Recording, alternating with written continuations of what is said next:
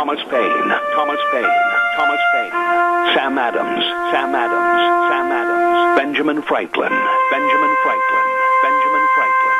These men spoke up for what they thought was right.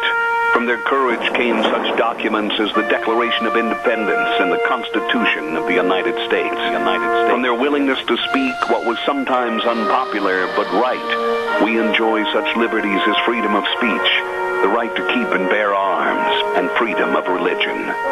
There are those who still wish to oppress our freedoms, and there are still patriots willing to stand up and defend life, liberty, and the pursuit of happiness. Men like Zeb Bell, who honor our founding fathers and what they stood for. It's now time for Zeb at the Ranch, speaking up and defending your freedoms. Brought to you by Magic Valley Les Schwab Tire Centers and all of the other great advertisers on the program. And now, Zeb Bell. And to all of us that are senior citizens, remember this. Life is short. Smile. Smile a lot while you still have teeth. Morning, everybody. Here comes Kate Smith and God Bless America, followed by a Patriot with our Pledge of Allegiance. Good morning. Good morning.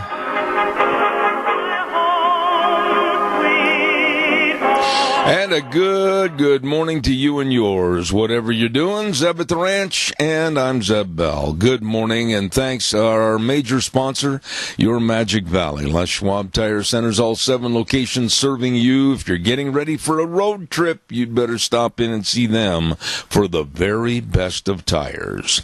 Your Magic Valley Les Schwab Tire Centers, along with some of our great advertisers like Burley Physical Therapy and Rehabilitation at 1263 Bennett Avenue, Suite 2 in Burley. They are helping you get back to being you. Right now, let's go to the phone line and have our Pledge of Allegiance. Good morning. Well, good morning, sir. Again? Yeah, I thought I'd do it this morning. All right, go ahead. All right.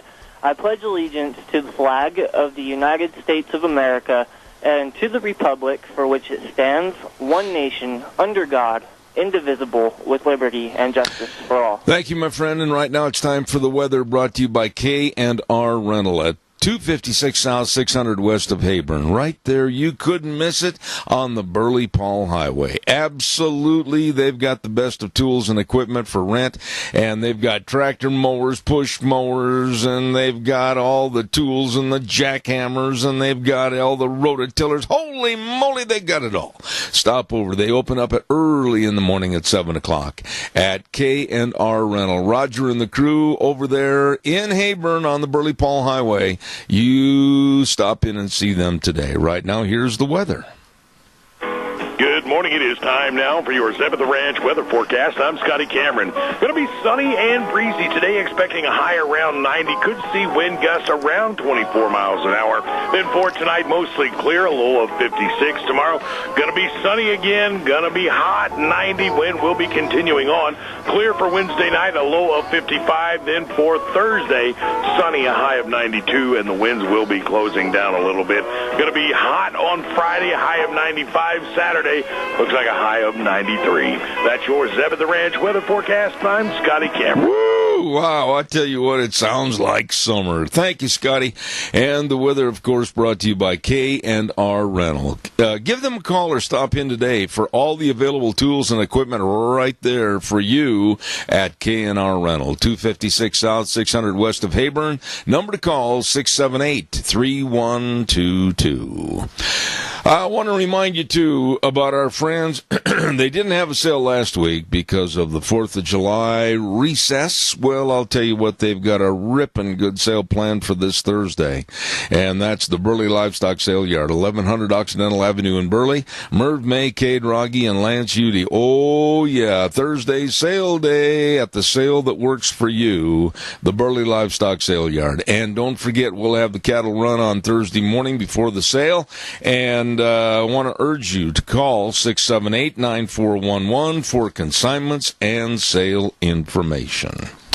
Don't forget to our friends over at Daryl's Cleaners. They are the nicest people to work with and stop in and visit with, and they've got a hot job in there cleaning those clothes every day. My goodness sakes, yes. And they do such a wonderful job at Daryl's Cleaners, 1223 Albion Avenue in Burley. And they clean your clothes, and they really, when you go pick them up, you're going to go, wow. I don't remember wearing or buying this shirt. It looks so good. Brand spanking new. I mean, they just make everything look great. Stop in. See them today. They can help. They will help at Daryl's Cleaners, 1223 Albion Avenue in Burley. Well, a lot of things are going on, and we might as well jump right to it. I'm not patting myself on the back. Yes, I am. I picked the I picked the nominee of the Supreme Court yesterday. I said in the first segment that I thought that Brett Kavanaugh would be the pick of President Trump, and he was. That is not to overshadow the other people that were competing for that job. There were excellent folks, and the lady, Amy Barrett, I think absolutely is going to be saved for the retirement of Ruth Bader Ginsburg, and I think that Amy Barrett will be an absolute shoo-in to the Supreme Court. But the wailing and the railing of the Democrats was almost a comedy. Between Bernie Sanders and Elizabeth Warren, I mean, oh my goodness. Did you hear some of those things that they stood on the steps last night and they were railing against the pick and they were saying, it's the end, we're in for the fight of our lives. And the poor guy, this Brett Kavanaugh, hasn't even had a chance to put on the black robe yet. Oh, my goodness. What are your thoughts about the Supreme Court nominee pick? And I've got to ask you, did you catch the video yesterday that was going around as a videographer? And he does kind of interesting little videos to show, and I'm going to be very blunt here, how stupid some of the younger generation are. Well, he went to New York University. And he was doing interviews with the students at New York University about the Supreme Court nominee picked by Trump. However, he was doing the interview a full day before the nominee had been picked, and the students didn't know this, but they came out with some of the most stupid, some of the most ignorant comments I've ever heard in my life. They were going, oh yeah, I know all about the guy that he picked. Oh yeah, he's a racist. And another one said, well, he's a white supremacist. And they had no clue who it was because the nominee hadn't been named yet. Caller, good morning. You're on the air. Yeah, good morning, Zeb. I find it interesting. Their big beef, the protests already, are about overcoming Roe versus Wade. Right. And it's interesting. They're all hepped up about helping these kids at the border. These young kids, we've got to help them. And yet at the same time, many of these same people are not only for abortion, they're for partial birth abortion, yeah, which means the baby's partially born, and then they can go ahead and abort the baby, and that's okay. But if a woman is pregnant and gets killed, and the baby dies in the process, it's considered a double homicide. So, these people are supporting at least legalized murder and have forever and ever. The ironic thing about it, Zeb, as you well know, the lady that was the Roe has later come out and yes. said abortion was a bad deal. Absolutely. And a lot of women have said that same thing. Well, I'm just going to be... happens to the spirit. Let me just interrupt you for a minute, Adrian, and make a point here. Let me make a point here, Adrian. Hold on just a second. Yeah. I want to say this. I think our society is at right now a real tipping point. to falling into a absolute pathetic abyss. When women and our society start treating abortion as a form of birth control, we have got a sick, perverted society. Well, absolutely. I mean, it's just flat out in my mind, life begins at conception. And at a very, very early age, it's been proven. I mean, the heartbeat, even the first trimester, some of them will say, well, abortion in the first trimester, that's okay.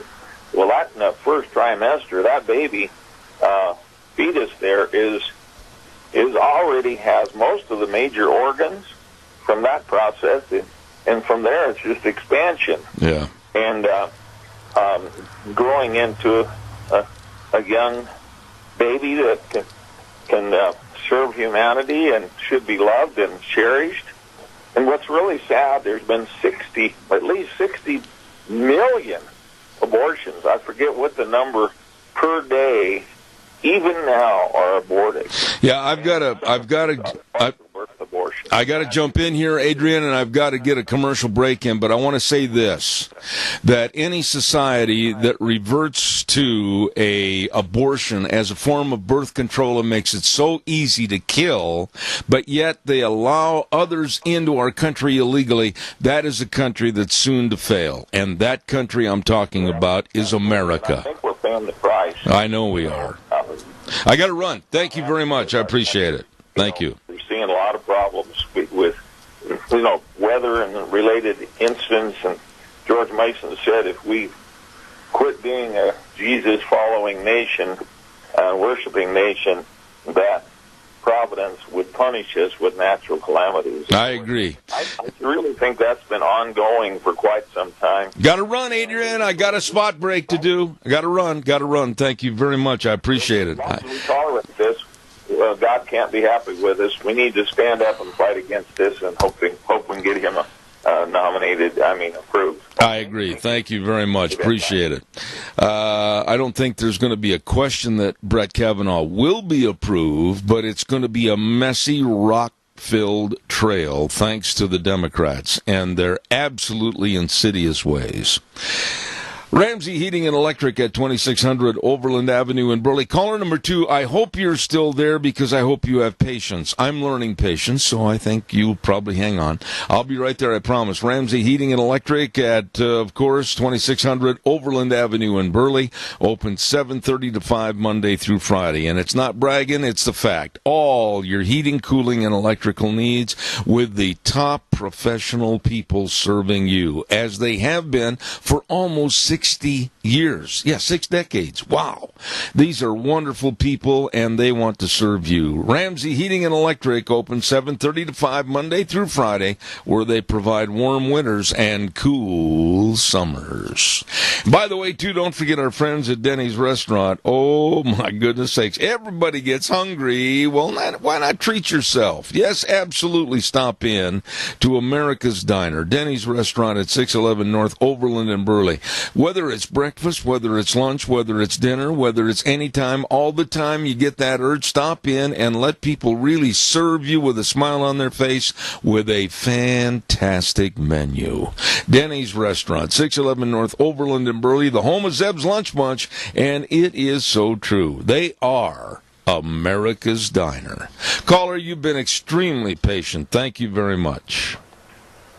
Yeah, Zeb, I don't care who Trump picked for Supreme Court justice. The Democrats are going to demonize, terrorize, lie about, cheat on, anything they can do to stop them. Yeah, I agree. If he'd have picked Gabriel himself, they would have stopped, been hollering how horrible, how rotten, how corrupt, how despicable he is. Yeah. It's just the way they work. They've been doing it for years and years and years. I can remember clear back when Reagan was president and the crap that his Supreme Court justice had to go through. Yeah. It was ridiculous. Well, And as far as abortion goes, You know, I'm absolutely opposed, and I mean absolutely opposed to abortion. To me, it's nothing more than murder. Yes. And they demonize people through history. The Jews have been demonized, declared not to be people. Our Indians have been declared not to be people. And they can just shoot them. And it's baloney, or do anything they want to them. Well, there has to be an appreciation of life. Anything they want to get rid of them. Right. No matter how bad or how horrible a thing it is to that person. Absolutely. Jerry, I appreciate your call this morning, and I agree with you 100%. Thank you so much. Thank you. Well, and I won't drag on like your last caller. Okay. I will say, may the Lord bless you and your whole audience, and I will get out of the way. Jerry, you're a good old boy. Appreciate it. Thank you very much. Caller, I'll be right there. Don't you dare go away. Dino Septic Service in Rupert, man, they do a job, like I say, every day. You and I don't want to do. No, I don't want to go out and pump a septic tank. Ooh. No, they do it with a smile on their face. I'm telling you, fast, fair, friendly service. They're there when you need them. Call them. In Rupert, the number 436-6526, or in Burley, 678-1638. Absolutely. Septic tanks pumped and water and sewer lines installed, liquid waste removal. Oh, they do it all. Absolutely. Dino's Septic Service in Rupert, with the big truck that says, smells cargo on the way. You give them a call. Dino's Septic Service. Caller, again, thank you. Good morning, Zeb. You know, I try to look at the lighter side of things as best I can, and to me it's kind of comical to a point that the liberal left acts and people are exactly what the liberal left are. They claim they're liars and cheaters and so on and so forth, when their own party is doing 90% of it or more. And it's just kind of comical that they would rather call somebody else the problem instead of look in the mirror and try to straighten themselves out first. I couldn't agree more. I could not agree more with what you said, Riley. And I'll tell you something else. Until somebody proves me wrong, and Wheels, watch the feedback on the call, please. Until someone proves me wrong, the Democrats have really displayed an anti-Christian, anti-religious atmosphere from Dianne Feinstein right on down the line. And the attitude that they pervade that is anti-Christian and anti-religion is something that I'm going to keep railing against the Democrats all the way through the midterm elections. I have no use for people that will denigrate our backbone of our society, Christ and Judeo-Christian society. And if they're going to berate it, I'm going to berate them. You know, you bring up the Christian society that our country was founded on. Where do people think we would be if it wasn't for that? Absolutely. Where do they think we would be? And no one can give you that answer, because we were blessed enough to have our founding fathers who believed in God, who worshipped God, and who took time with their family to pray to God, that we would be strong and grow strong as a country and united as one, regardless of where we came from. Absolutely. And if people can't see that, then they're going to fail. Yeah, and I, for one, on this program, I'm never going to back up. I'm never going to keep silent about this. There are those that send emails and nasty messages, etc. Keep on sending them, because old Zeb's not going to change. Riley, God bless you, man. Appreciate it. You have a good day, sir. All right, thank you. Caller number 2, I'll be right there, I promise. Wheels, before we take this caller, I want to have a good word for the Silver State Stampede. PRCA Rodeo Action thunders into Elko, July 13th, 14th, and 15th at the Elko County Fairgrounds. 3 big days for the 2018 Silver State Stampede. Nevada's oldest rodeo is family entertainment at its finest. This PRCA rodeo brings you the thrill of pro riders going head-to-head in one of the toughest sports in the world. Action kicks off Friday, July 13th with mutton busting, a delicious tri-tip dinner, the Calcutta, Old West bronc riding, PRCA rodeo action, the world-famous Ring of Fear, and dancing to the Jeff Palmer Band. Gates open on Friday and Saturday at 4 with mutton busting starting at 6 and rodeo action starting at 7. And on Sunday, gates open at noon with mutton busting at 1 and the rodeo action auction starting at 2. Tickets on sale now at the Boot Barn and the Elko Chamber office. Rodeo action at its finest, with the 2018 Silver State Stampede, July 13th, 14th, and 15th at the Elko County Fairgrounds. For more information, contact silverstatestampede.com. Oh, thank you very much, caller. You're on the air. Thank you for your patience. You are welcome. And yesterday was a monumental day for me and my wife. Our third great-granddaughter was born. Oh, wonderful. And to think that this would not be if we had these abortion laws and everything in effect. It just breaks my heart to think that these precious beings cannot come to earth and gain a body. There is no way that I can ever adopt or accept the left's feelings about abortion and the killing of babies. I have so much respect for life. I have so much absolute love for what I've been given and blessed with. And, it's almost like a Nazi Germany attitude of, oh, well, if you don't like it, just kill it and get rid of it. It's absolutely pathetic to me that we don't have a reverence, a solemn reverence for life instead of just basically a casual, oh, well, I'll just go get an abortion. That is so sick. Well, and I listened to this Chuck Schumer this morning, and what hate has he got in his body? I don't know. Well, he doesn't even make sense. Well, yes, he does. He's making the party sense. It's not that they're stepping out of lockstep. They're all kind of following an edict by the way the party wants to go. All the way from Tom Perez to Chuck Schumer to Pelosi to Feinstein, etc. They've got kind of a set trail that they have to stay on in order to represent what they think is the good of the Democratic Party. And I hope it's the demise of the Democratic Party. I think is going to be, because I think that Kavanaugh will be accepted or whatever. Yeah.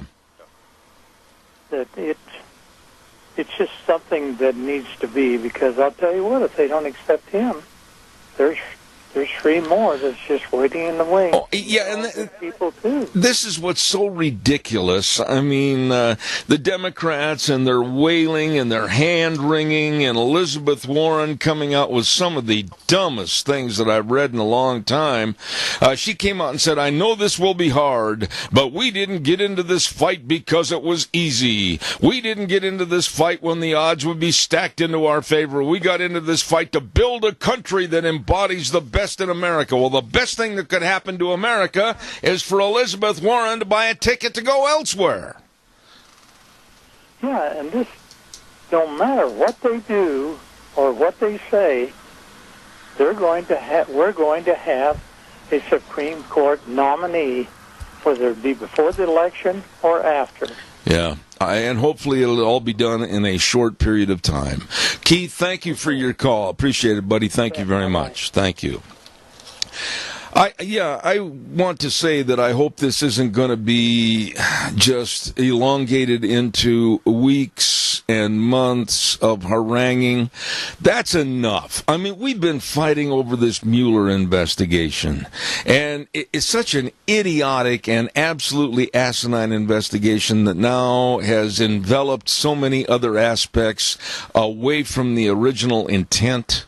And now if we have this haranguing and fighting over Supreme Court nomination, it just seems that our people that we put in office to work for us and the betterment of this country, the promotion of this country, and helping us, they've taken a backseat to this imbecilic mess that's back in Washington, D.C. Don't forget Burley Physical Therapy and Rehabilitation at 1263 Bennett Avenue, Suite 2 in Burley, with Nick Greenwell and all the physical therapists. I really urge you, if you're having some aches and pains and need to recoup from a surgery or an accident, don't waste a minute. Just right now, go to the phone, call them at 678-1191, 678-1191. Ouch. And they will certainly set you up for a meeting to get down and discuss everything that they need to do to help you. They've got that hydrotherapy pool, the only one of its kind in the entire area. Oh, they can help, and they will. Burley Physical Therapy and Rehabilitation at 1263 Bennett Avenue, Suite 2 in Burley, and that number again, 678-1191. Calls are welcome, 436-2244, 1-866-927-4587. In conjunction with what else is going on now with the Supreme Court pick by President Trump, the left, these loony goons on the left, and led by some prominent Democrats that absolutely should know better, like New York Governor hopeful Cynthia Nixon, they're coming out and calling Immigration and Customs Enforcement officials terrorist organization. You know, we're tearing ourselves apart from the inside out in this country because of fools and stupid people that absolutely do not value or appreciate the value of this, the great United States of America. And I, for one, am sick and tired of the elimination of honesty and forthrightness and working together to try to make this country even better. The Democrats and the left have lost sight of that. Caller, good morning. You're on the air. I want to join you in your feelings about liberals. And I think maybe somewhere in the lot there's a couple of them that are pretty good people. But when they walk in lockstep with this message of hate and death, it doesn't bode very well for this country when we consider ourselves pretty much the leaders in the world for a lot of things. We're giving our enemies, okay, you can kill anybody if you want to. Yeah. Or, you don't have to give anybody their rights because maybe of their skin color or something like that. And I am very proud of President Trump. I wondered, after being a businessman, what kind of president he would be, but I voted for him, and I'm glad I did. Because, you know what, I think he has very Christian motives. He's not out to ruin the whole world and hurt the Democrats more than the Republicans. I think he wants to lead this country, not just black, white, or green. This might be a poor analogy of President Trump, but bear with me on this for a minute, Chris. Ty Cobb was one of the greatest baseball players that ever put on a uniform. Ty Cobb had set records that probably will not be equaled. I mean, this man was absolutely heads and shoulders above all other baseball players of his time, even into this era. But he was also one of the most worthless, repugnant, and absolutely vile human beings that ever walked the face of the earth. Nobody liked him, but he did a great job. Now, my analogy is this. President Trump might not have a past that everybody can stand up and be proud of, but I'm telling you what, he's doing a great job as a president, and we should be saluting that. Yes, and I think that as a youngster, President Trump was probably a typical teenager and got into a fair amount of trouble and sowed his wild oats and some things. But every time I listen to him talk, I am more impressed because in his soul, he has a heart for this country. And he loves nothing more than this country, and I do believe he wants everything to be great for all of America, not just the red party, the Republicans. I think he cares equally for the Democrats. Yeah. And they are just out to get him. Well, they are never going to back off. They're never going to give any credence to this man or any support for his issues because they're the spoiled little brat that didn't get his way and he wants to take his football and go home. That's the Democratic Party today. That's it. And you know what? When Trump is up for re-election, I think he'll be re-elected. Now, won't that be fun? We're going to have a lot of fun in the future, I can guarantee you that. Chris, thank you. God bless you. Have a great day. Thank you. Mm-hmm. All right. Love that lady. She's very, very nice. Hey, I want to remind you there's a lot of fun things going on up in Oakley with the Oakley Pioneer Days, and a lot of the festivities are going to be starting on this Friday night and going on Saturday night, and then all next week, Oakley Pioneer Days, and they kick things off with the world-famous bump and rub four-cylinder car race. Like I said yesterday, racing enthusiasts will be flying into Oakley International Airport all this week to get ready. This is going to be a lot of fun, and for entries, contact Jeff Yeck at 670-1055 for the world-famous bump and rub four-cylinder car race. Friday, it starts at 6 p.m. with the Calcutta, racing at 7. Saturday night, the 14th, racing at 6. Don't you miss it. And some of the great merchants up in Oakley that want you to attend all the festivities include Clark's for Shopping at 100 East Main Street in Oakley. Oh, that famous breakfast sausage from Grandma's great recipe. It is fantabulous. And Clark's for Shopping has been in business since 1924. Along with Oakley Valley Stone at 204 West Main Street in Oakley. And they urge you to attend the 131st anniversary of Oakley Pioneer Days. And don't forget, looking for stones for new fireplace, headstone for a loved one, landscaping boulders, they've got it all at Oakley Valley Stone. And Searles, what a great place to get a great hamburger. Searles at 120 North Center Street in Oakley. Gas, grub, and goodies open 6 a.m. to 9 p.m. and they're waiting to serve you at Searles. Thank you very much. Caller, you're on the air. Go ahead, please. Zeb, this is the good news guy. Today for lunch at the Senior Junction on South Overland, we're having roast pork and mashed taters and gravy and all the trimmings and yummy dessert. And tomorrow is birthday and anniversary dinner. You'll get all you can eat when you come out to the Burley Senior Center. Everybody's welcome. You know, that's really the truth, too, Joe, and you've done a wonderful job in promoting the Senior Junction on Overland. God bless you. Hey, Joe, before I let you go, I want to ask you, what do you think politically? Have you, in your great life, have you ever witnessed such a rift and such a separation in our country as to what we're going through right now and all the hatred and the vileness? No, they're not using good judgment on the issues. I totally agree. Joe, anytime you want to call, you're welcome. I know that we'll find you at the Senior Center enjoying a great dinner. I urge everybody to attend. Thank you, my friend.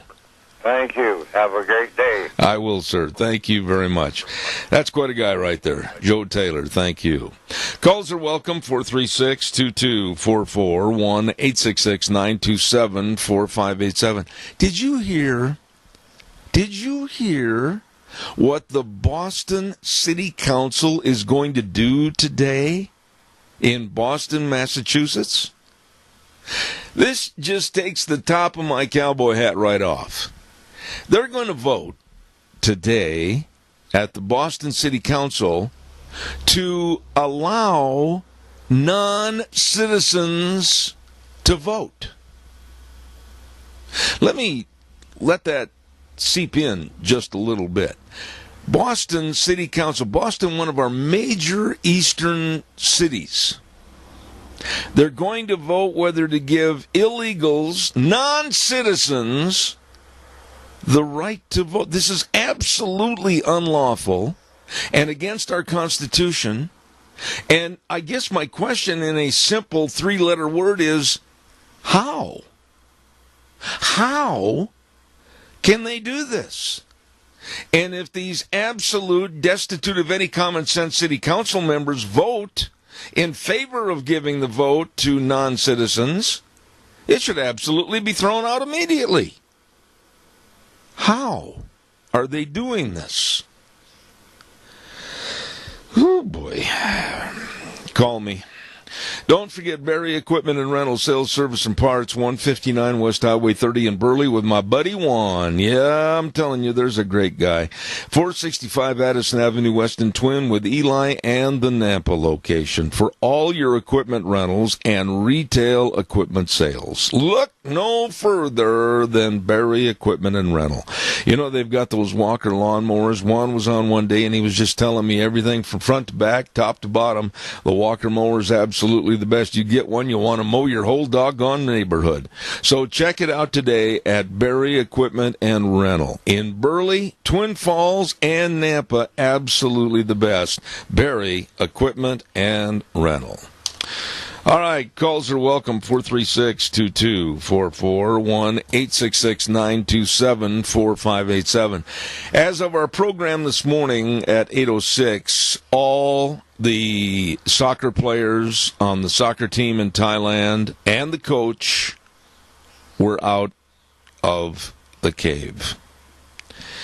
Prayers were answered by people all over the world, and I can't imagine. I sat there last night watching this on the news, and I told Deanna, I just can't imagine what this whole rescue operation has been like and what it was like to be one of the Navy SEAL divers. And very, very unfortunately, one of the divers did lose his life in trying to get everything established with the route that they had to go to get the kids out of there.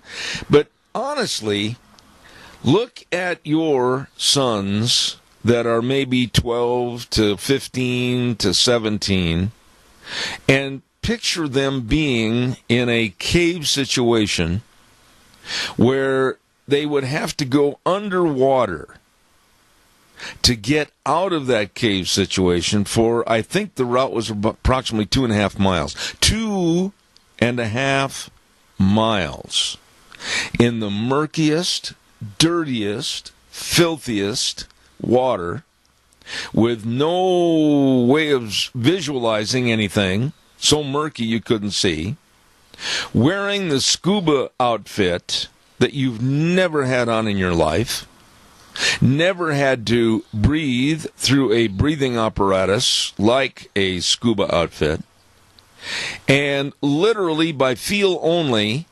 following along a Navy SEAL diver in the front and another Navy SEAL diver behind.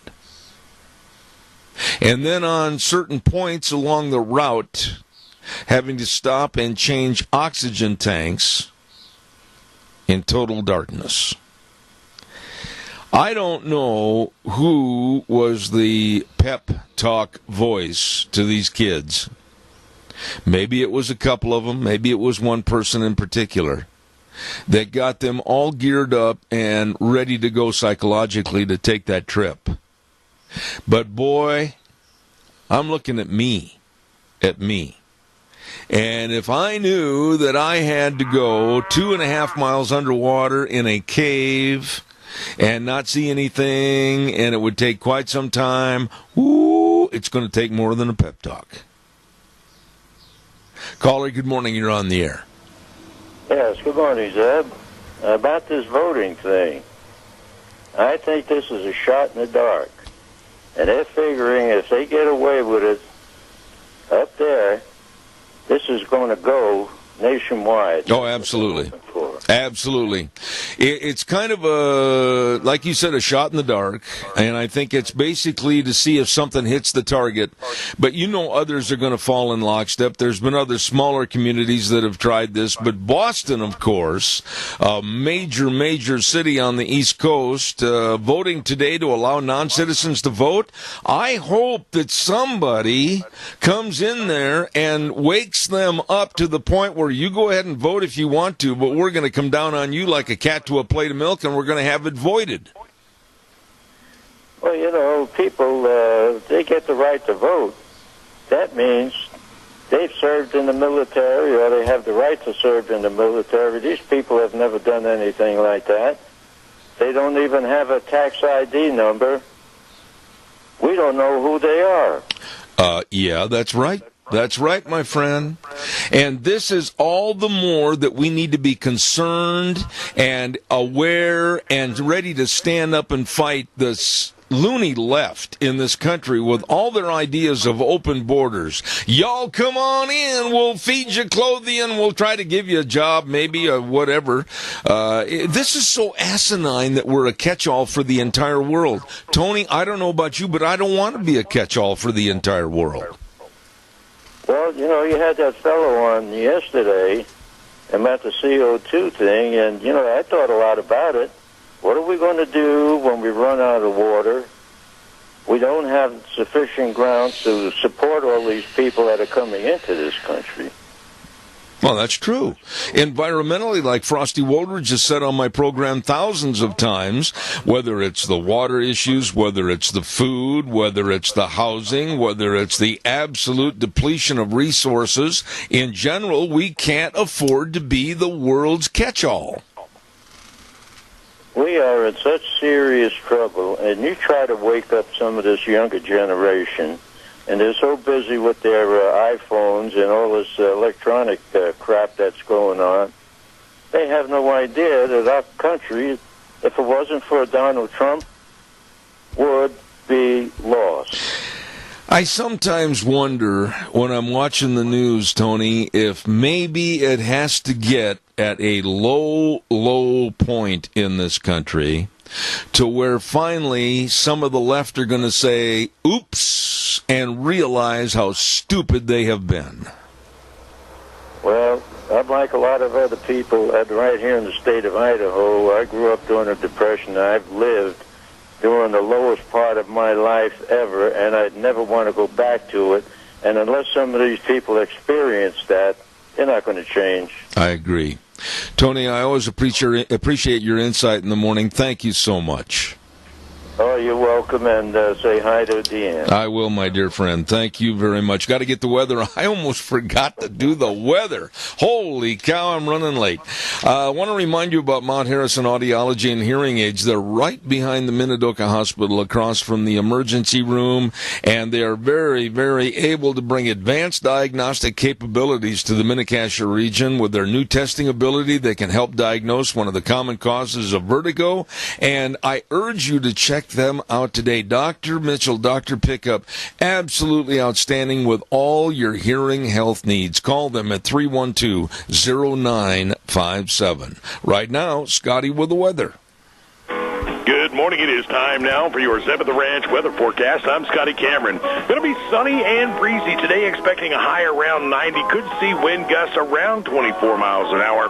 Then for tonight, mostly clear, a low of 56. Tomorrow, going to be sunny again, going to be hot, 90. Wind will be continuing on. Clear for Wednesday night, a low of 55. Then for Thursday, sunny, a high of 92, and the winds will be closing down a little bit. Going to be hot on Friday, a high of 95. Saturday, looks like a high of 93. That's your Zeb at the Ranch weather forecast. I'm Scotty Cameron. Oh, thank you, Scotty. Good job. Good job. That music got me up and going, too.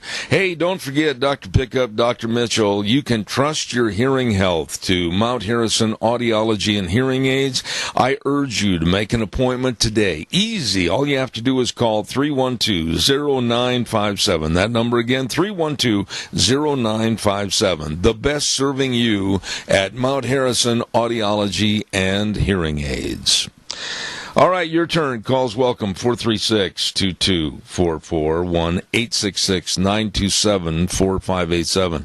I want to go back a little bit in the program this morning. We were talking about abortion. I saw something last night that, honestly, it was so sickening. It was so perverted. It was so pathetic, with that so-called comedian Michelle Wolf. You know, after she lambasted Sarah Huckabee Sanders at that dinner in Washington and just berated her, and then everybody said her career is going to be over. No, the stupid liberal left, they gave her a television show. Well, on that television show, she had an excerpt about being pro-abortion. It was so vile, and it was so much of a slap in the face to God that despicable, absolutely low-life attitude that she displayed. I just can't imagine how this woman can look at herself in the mirror. It was that low in bragging about and promoting the killing of babies. I don't know if anybody out there saw that, but all it did was bring tears to my eyes, and it also made me realize the way this country goes now, we're one more step closer to hell. Calls welcome, 436-2244, 1-866-927-4587. Donald Trump, you got to say that he has taken and kind of shook the trees a little bit. And he's shaking the tree of NATO, telling them, hey, if you want us to belong to NATO and you want us to be a viable part of NATO, you got to start coming up and pony up with the money and make your fair share. We're, the United States, putting in 70% of the money, and the rest are getting a free ride on our coattails. He's going to have that confrontation with them over the next couple days. Caller, good morning. You're on the air. You know, Mr. Trump is redefining the way the presidency is instituted, or, you know, what he's done in the short period of time he's been there. I mean, it's like we're getting the job done, even though he's got nothing but resistance. And then the rhinos, they're realizing that they either get on board or this guy is like a tidal wave. Yep. There's no stopping this. And the rest of the world, they complain about the tariffs, but then they never say anything about the fact that the trade deficit is so unbelievable. And then worried about, you know, instantaneous, that the stock market stays up or whatever. Well, you know, sometimes we have to go through a little bit of a transition period, but in the end, it will be worth it. And the rest of the world, NATO, who's going to tell him no? Well, you know, here's the thing. Randy, hang on a second. Let me interject something here real quick. You know, I understand that we're paying over 70% of the bills for NATO. We, the United States of America. And the others are not even coming up with their full, 2% plus, whatever it might be. And it's about time somebody had the guts to walk into the room of all the NATO members, look them in the eye and say, pony up, boys, or we're pulling out. Yeah, because without us, you guys are cooked. You know, I don't know. I've been so busy lately, Zeb, that I get to hear and listen here and there like I want, but I don't get as much as I'd like. But, you know, the lady that was put in jail for having a natural childbirth and the child died. Yes. And then they're aborting babies like there's no tomorrow, and they don't want to lose Roe versus Wade. But a lady who has a natural childbirth, it's such a travesty of justice. It makes you want to go out in the yard and just start yelling. You know, I wished I had more time to visit with you on this. And you always call towards the end of the hour. I want to spend more time with you on this, Randy, but I got to run, and I appreciate your call. I know you've been busier than a one-legged man in a kicking contest, but call me again. You know why we're busy? Because the economy is roaring and people are doing stuff. Things are happening. Southern Idaho is growing. It's a great thing. I agree with you, buddy. I got to run. Thank you, Randy. I appreciate it. Thank you. Hey, don't forget your Magic Valley Les Schwab Tire Centers, all 7 locations, saying if you're getting ready for a road trip to see Aunt Martha and Uncle Fred, or maybe Grandma Jones is ready with a bunch of cookies over in Gunnison, Colorado, you got to have tires to get there. And the best of tires are at your Magic Valley Les Schwab Tire Centers. Oh, my goodness sakes, yes, sirree, Bobby. They've got all your tires for your car, pickup, SUV, camp, trailer, boat, trailer, horse trailer, and they've got the car tire called the Eclipse on sale right now. All-season tread, advanced noise reduction. Oh, yeah, they've got it in your auto size. So make sure you stop in and see them today. The best in brake service, the best in front-end alignment, shocks and struts and batteries, but always, always the best in service to you. Lane and Rupert, Dave on Blue Lakes and Twin, Mike and Buell, Mike and Jerome, the Twist family in Paul, Daniel on Poline in Twin Falls, and Randy on Overland in Burley. The best, your Magic Valley, Les Schwab Tire Centers. Got to run to the news. Be back in 7.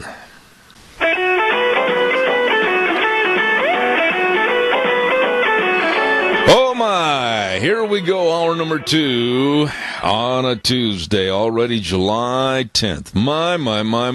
Zeb Bell, Zeb at the Ranch, with our major sponsor, your Magic Valley Les Schwab Tire Centers, all 7 locations serving you. If you're getting ready for a road trip, you better get over there. They've got the best of tires to serve you, along with some of our great advertisers like Burley Physical Therapy and Rehabilitation at 1263 Bennett Avenue, Suite 2 in Burley, helping you get back to being you. Right now, old Wheels over at the main studio. How about this good word for Western Waste? From the canyons of the Snake River and all across southern Idaho, we're always at your disposal. Western Waste Services, we care about our community, our resources, and this great land. Western Waste Services is lending a hand, always at your disposal. Western Waste Services. Well, we talk about getting on the route service. They'll come by, get your garbage once a week. It's gone. It's out of there. Don't forget, too, the dumpsters in various sizes. You call, like in my case, to clean out this office. I need the extra big right out the back window. Don't forget they can deliver those, and when you fill them up, they'll come and get them. Western Waste Services, always at your disposal. Call them today at 734-6969. Want to also remind you about some really good folks that care about animals, all animals, big or small, little bitty kitty cats, the great big roping steers. Ark Animal Hospital at 750 21st Street near Connection Credit Union in Hayburn. And believe me, a mixed animal practice, they want to keep them all healthy. Don't forget, summertime, watch out for the cheatgrass or the foxtails. Get underneath the skin of your pets, and then you really got some headaches. Check it out today at Ark Animal Hospital, where they always say they have warm hearts for cold noses. Call them at 678-1177. Well, I'll guarantee you right now, I get a chance to visit with an old friend, and I mean that because I announced their rodeo for many, many years down in Elko, Nevada, the Silver State Stampede, and a former bareback rider and a tough competitor, and now on the committee and doing very well. Pat Laughlin, good morning, sir. How are you? Hold up, sir. I had a hard time trying to get hold of him. Is he there? Well, hopefully we're going to get him on the air here in just a moment. I don't know what happened, but we should have had him ready to go. Are you there, sir? Pat, are you there? Yes, sir, Zeb. Oh, there you are, my dear friend. I just gave you a great big introduction about being not only a former top bareback rider, but also one of the top committee members of the Silver State Stampede. How are you anyway? Well, Zeb, I can't complain. Things are going good, getting busy, getting ready for the big rodeo. And we sure wish you were still our announcer and were still here with us having fun. Well, I got to tell you something. I'm not saying this just to be kind, but I miss it. Every year we get close to the Silver State Stampede, and I happen to walk by my trophy case out in the living room and look at those beautiful Garcia spurs. I'm not going to lie to you. This 70-year-old man gets a tear in his eye. supposed to be wearing them. I'll tell you what, they are too nice to go out in the corral and get dirty. I'm going to tell you that. Well, we gave a pair to Bud Kirby one time, and he put them on, and I don't think he ever took them off. Well, I'll tell you, they're such a keepsake. But let's talk a little bit about the past. Did you ever envision, Pat, when you were rodeoing full-time, you were an excellent bareback rider. Did you ever envision that you'd be competing possibly today for the money that's up in pro rodeo today? No, it's years ago when I was a young guy, I was able to travel a couple of summers when I was just first starting with J.C. Trujillo, who was a world champion bareback rider, I think about 81 or so. And he was getting along in his career then, and he kind of took me under his wing a little bit and kind of helped me get going. But he always talked about then how rodeo was going to end up bigger and better because of the sponsors. And he said, there's a day coming, he said, when you're going to see the contestants being sponsored by big businesses and stuff, and just like pro skiers, he was into skiing quite a bit. And by God, you look at it today, and he saw what was coming way back then.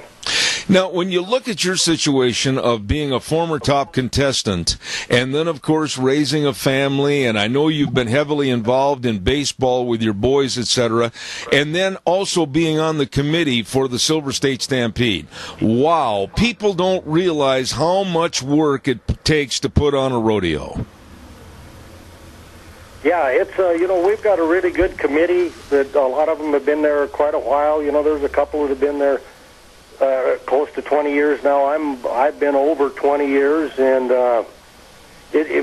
but the biggest thing is the community and the way they've gotten behind this event. And there's a lot of events in Elko. We're way out here in the middle of nowhere, and there's a lot of competition for that sponsorship dollar and stuff. And we've just been able to do the right things, I think, and got great sponsors because our rodeo just kind of keeps getting bigger and bigger, and bigger, and we keep trying to change things a little when we have to, but it's an ongoing thing. You can't just get stuck doing one thing.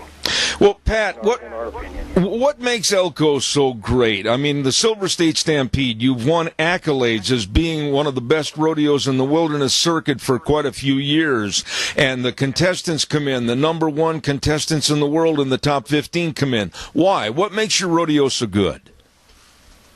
Well, I think it's not so much the money, because there's other rodeos that have more money than us, of course, but we give a nice pair of Garcia spurs to the winners of each event every year, and you hear a lot of talk between contestants even today. The money's a big thing, but those contestants love stuff like that, like a pair of spurs like you were talking about, or a lot of these rodeos don't give stuff like that. They just do the money, and you hear a lot from competitors, even now, that, boy, they really like those spurs.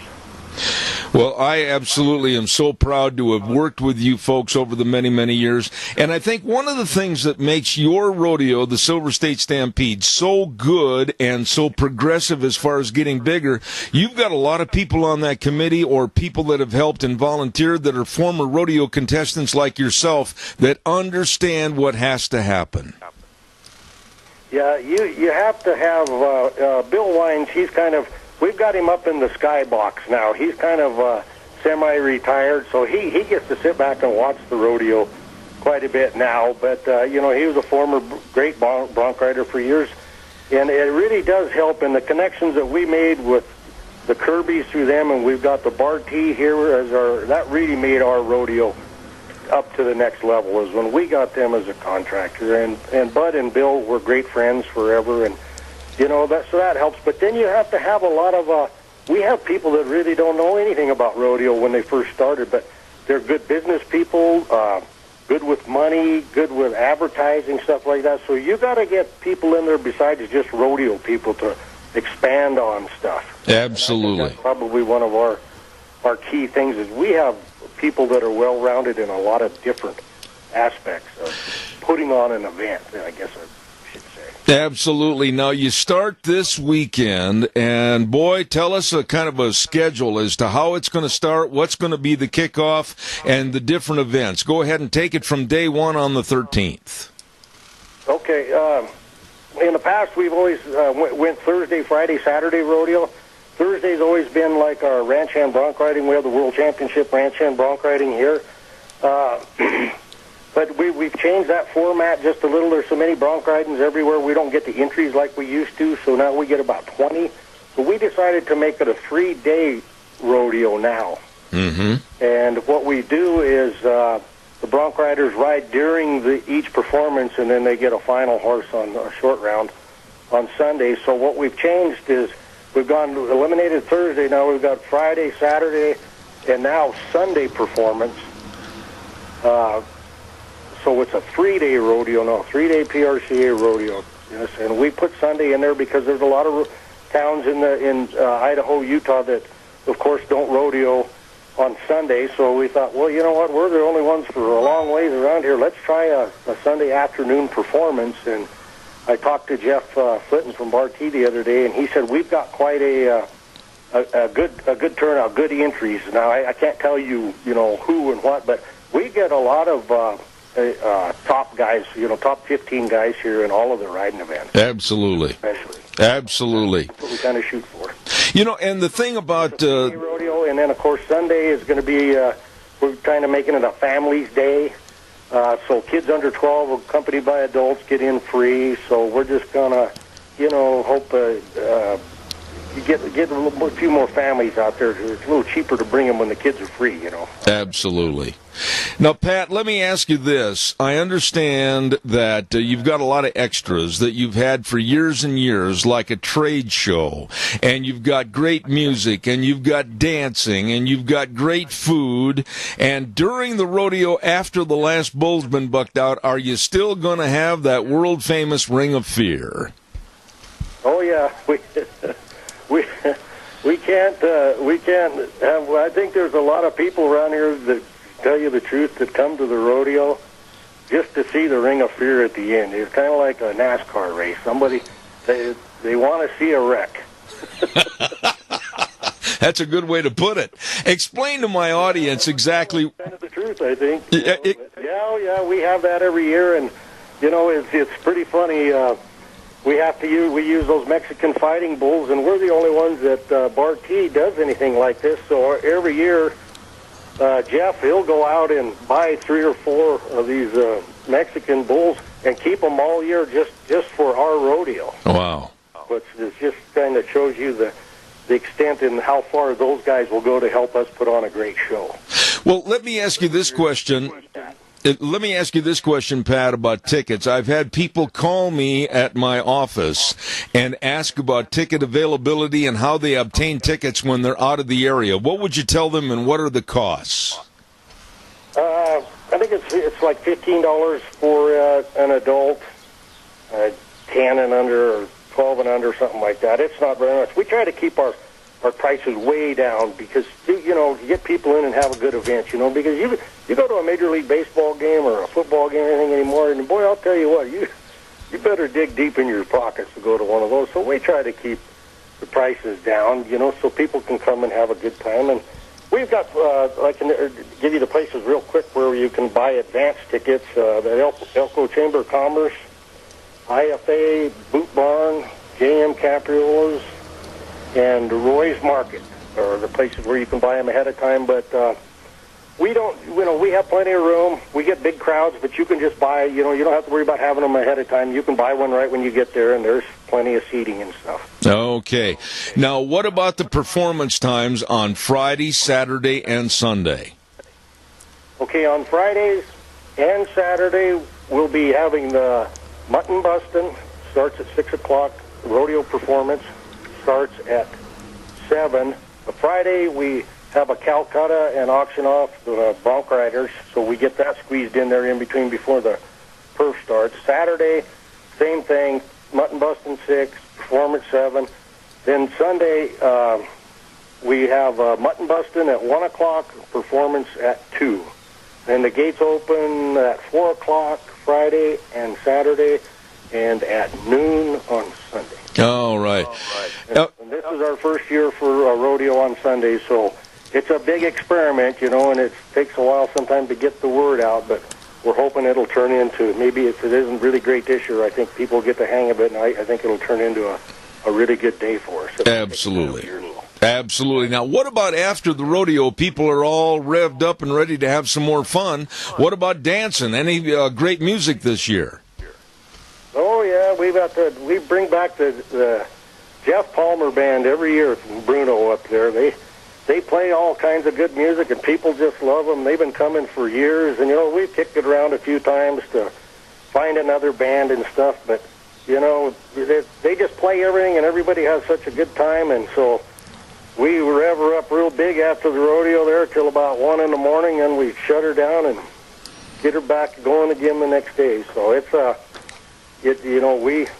we like to everybody to come and have a good time, and just because the rodeo's over doesn't mean we have a bucking machines for the kids to work to play on and all that kind of stuff. So we try to get people to hang around a little bit and have a good time. I do have one concern, though, that you mentioned earlier, and I'd like to elaborate on it a little bit. I am very concerned about what you said, that Billy Wines is residing in the skybox playing God at the Silver State Stampede. That bothers me a little bit. It's the safest place for him right now. We had to get him up there and out of everybody's hair, kind of. And he sits up there and sips on his favorite beverage and looks down upon us. And every once in a while, my phone will ring, and he'll get me going back the right way. I'll tell you what, I miss you guys so much, and I want to pray that your activities and all the events at the Silver State Stampede for this year are absolutely sold out. Pat Laughlin, dear friend, thank you so much for being on the program.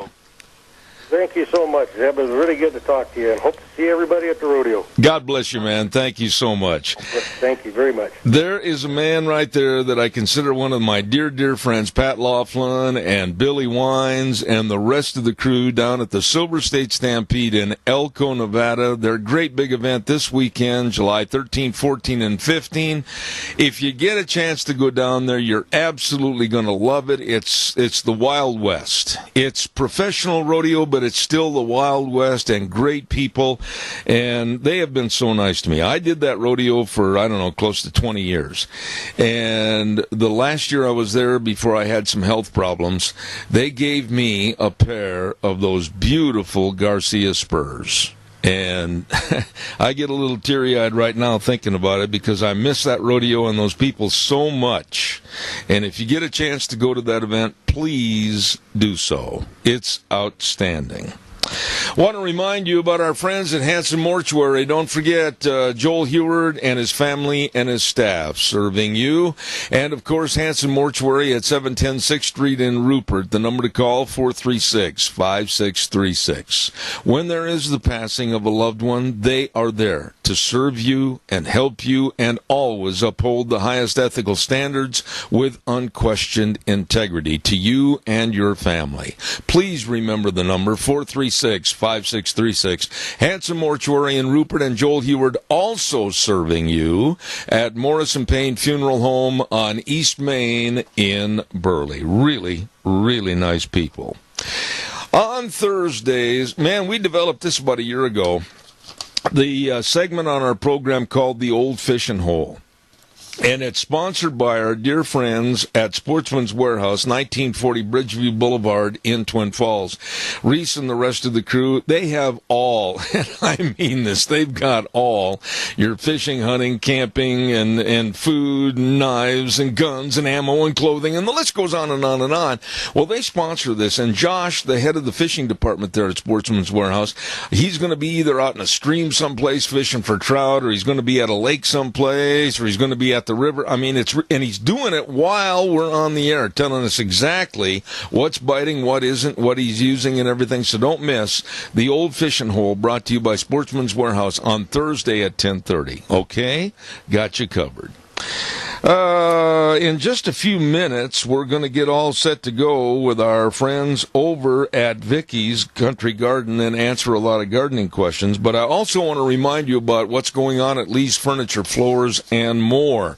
Our dear friend Jeff and the rest of the crew, they're having what's called, for all the month of July, the Red, White, and Blue Sale. Woo! You can save a lot of money. Listen to this. Most everything is 30 to 50% off, 12 months interest-free. Wow. Window coverings to help insulate your home, 40% off. You better get in there today. Lee's Furniture, Floors, and More at 459 Overland in Burley. The Red, White, and Blue Sale for the entire month of July. Okay, let's see what else have I got cooking here real quick before we have to go to the news, or I should say to our friends over at Vicky's Country Garden. Tomorrow on the program, I wanted to highlight that we're going to have Oakley Pioneer Day is going to be on the program with us tomorrow. And then also my dear friend Dave Bego. I haven't had a chance to talk to him for a couple of weeks back in Indianapolis, Indiana. He knows personally Vice President Mike Pence, and we're going to be talking a little bit about what's been going on in the administration, pros and cons, the positives and the negatives with the Trump administration. So that should be really interesting tomorrow morning at 9:06. Also want to say thank you, and that's, of course, to our dear friends at Let's Ride, 270 Highway 24 between Rupert and the World. They're open Monday through Friday, 9 to 6, Saturdays, 9 to 4. Summer's here. Oh, yeah. And you can jump on an ATV and head for the hills. Oh, it's great time to get up in the mountains. And they've got it, Let's Ride, 0% financing on ATVs and all the motorbikes, and they've got, of course, all the watercraft to get on the river and the lakes. Oh my goodness, all the fun for outside. And along with that, a great accessory department, and don't forget a service department that absolutely is second to none. They are good. Let's Ride, 270 Highway 24 between Rupert and the World. It is true. That's where the fun is sold. I got time for a quick call. Give me a jingle on the landline, 436-2244, 1-866-927-4587. And we'll talk about anything that you want to talk about. I will say that Australia, this came across my desk last Friday. Australia is now going to pass a law that is going to fine parents. There's going to be a fine if their children are not vaccinated against various serious diseases. Australia says they are not going to wait for a huge outbreak. They are not going to wait for many kids to get sick and spread it around. And they are not going to have returns of epidemics, and they're going to fine parents for not vaccinating their kids before they go to school. Absolutely. Hats off to Australia. That's the way it should be. I want to remind you, too, over in Rupert, don't forget our friends at Cameron and Siemens Insurance, Highway 24 in Rupert. Oh, my goodness, all your life insurance, health insurance, retirement planning, employee benefits, all of this and more. With personalized service, dedicated and responsive to your needs, they want to serve you, and they will. All you need to do is just absolutely pick up the phone and make the initial phone call for an appointment, 436-4424. That number again, 436-4424. Cameron and Siemens Insurance, Highway 24 in Rupert. I urge you to get a hold of them, call them today. Once again, a reminder, and I mentioned this a couple of weeks ago, and then I forgot last week. My company, Shoot 2 Promotions, is getting bigger and bigger and bigger, and we need another part-time salesperson. If you would like to apply, please call me after the program at 312-2976. I'll repeat that number again, 312-2976. Part-time salesperson for Shoot 2 Promotions. Give me a call if you are interested at 312-2976 after 11 o'clock. Right now, we get a chance to go over to the lovely Miss Vicky at Vicky's Country Garden. My goodness sakes, how are you at 185 South 600 West of Paul? You know, honestly, sir, she still hasn't called in yet, and usually she does. Well, what are we going to do? Give me one moment. All right. We'll find her. She's probably selling a potted plant right now to someone, so we'll wait and see. She's All right, sir, she's on the phone. I had an inkling that she would be there. Her fingers were racing across the dial board. Good morning, Miss Vicky. Good morning, Zeb. How are you this lovely summer morning? I got to be really honest with you. You and I have been friends for a long, long time, and I love warm weather, but yesterday kind of stopped this old fat boy in his tracks, and I didn't do too much. I'll tell you what, it stopped a lot of things, I think, in their tracks. It was a hot one yesterday. It's going to be a little cooler today, not a lot, not anything that you need your long johns for, but it's going to be a little cooler. Enjoy it, and it's going right back up again. You know, it was really funny. Yesterday, I finished up all my bookwork and my paperwork at about 2 o'clock in the afternoon, and I thought, well, I got to get out and saddle a horse and work him out a little bit. And I sat there and I said, well, I got to get out and saddle a horse and work him out a little bit. And I kept saying that for the next 3.5 hours and never got it done. There you go. And the horse was probably saying, thank you. Yeah, right. Well, what's cooking over... thought for you, though, Zeb. What's that? We have citronella geraniums in here that will repel mosquitoes and bugs. And I'm thinking, if you're going to be riding in the evenings, the bugs are so bad, strap one of those to the back of your horse. You want me to tie a geranium on the back of my horse? Sure, and it'll keep the bugs off of you and your horse. Do you realize that my arena is right by a major highway, and the people that would go by and see this, I would never be able to go anywhere in public again? I think it'd be rather different. You'd get a lot of attention. Yeah, but Vicky, you must concede the fact that you are a little different. I thought of that the other day. Devin needs to put one of these on the back of his horse so that the mosquitoes and the flies don't bother his horse or him. Now, really, I'd never heard of that. What kind of geraniums are they? They're a citronella geranium. They're a scented geranium, and they repel mosquitoes and insects and that type of thing, like to put them around on your patio and that. And they just, the scent of them is like your citronella candles and that type of thing. A little better than that, not a lot, but a little. And they do repel bugs and that type of thing. But I just thought that'd be, you know, an interesting thing. Maybe just take a few leaves and put them on your horse's bridle. I was thinking about that. You know, I could tell Kent Benson and I could tell my son-in-law Nick and everybody, okay, we're going to rope this afternoon at 3. Just tie a flower onto the back of your head like a Geronimo Indian or whatever and have fun. There you go, see? I had never heard of that before. I was thinking about you, just a thought. Well, I appreciate it. But now let me ask you a couple of questions about gardening. And now people, I had another call yesterday, and they said, when you talk to Vicky on the program tomorrow, ask her with this severe heat if we need to double up on the watering. And that's the question. Not really double up on the watering, just do a deep watering. Don't just sprinkle lightly.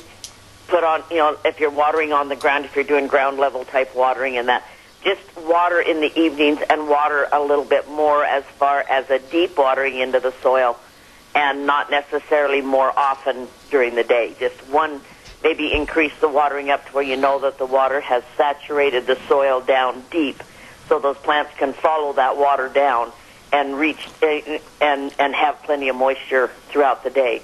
But you don't want to just go out and water every hour or two because that's hard on plants at that point in time.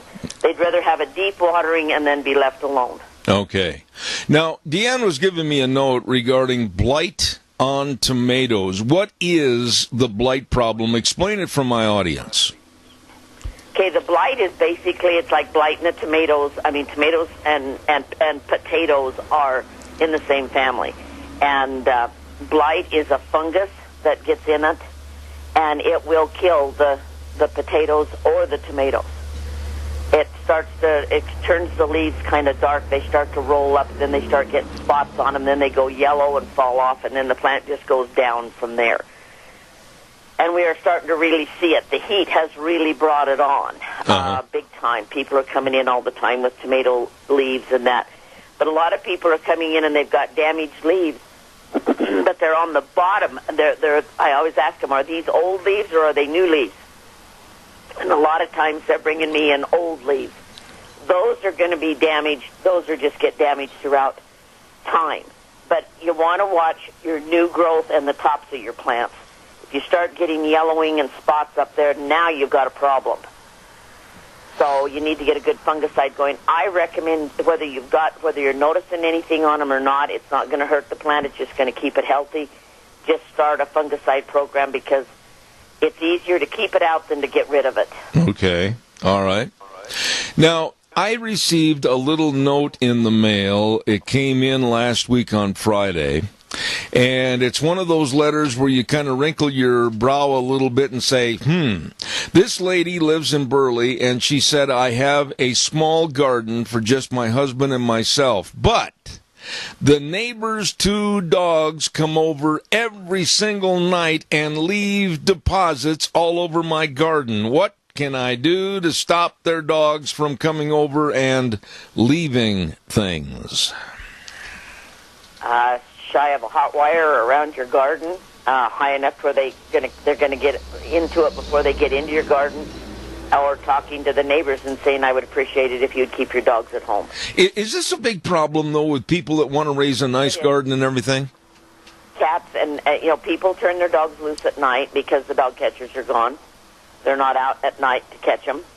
So they turn them out and let them kind of roam around, and dogs will move out and go into other places because they're marking their territories. And unfortunately, it's a major problem.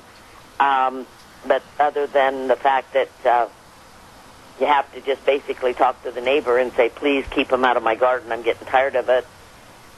You can sit out there of a night and attempt to try to run them off, but that gets to be kind of a hard situation, too. Absolutely. You mentioned...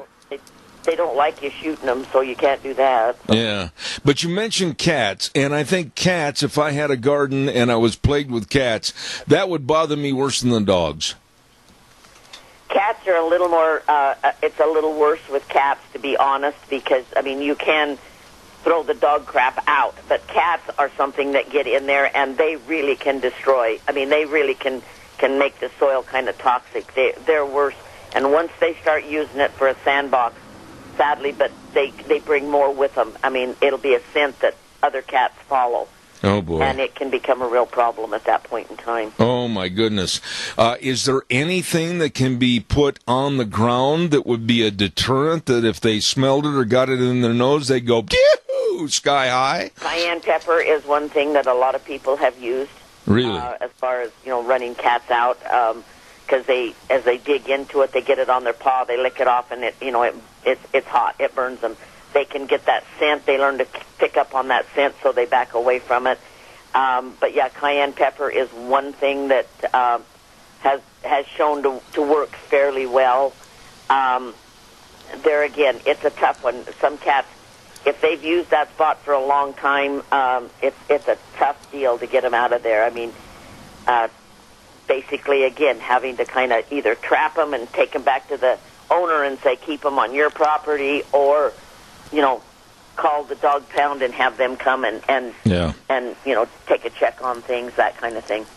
The other thing that I had a couple of letters on last week, Vicki, were the bugs. Naturally, with the heat and the absolute emergence of all the bugs and the gnats and everything, I know from my horse alone we have to spray twice a day.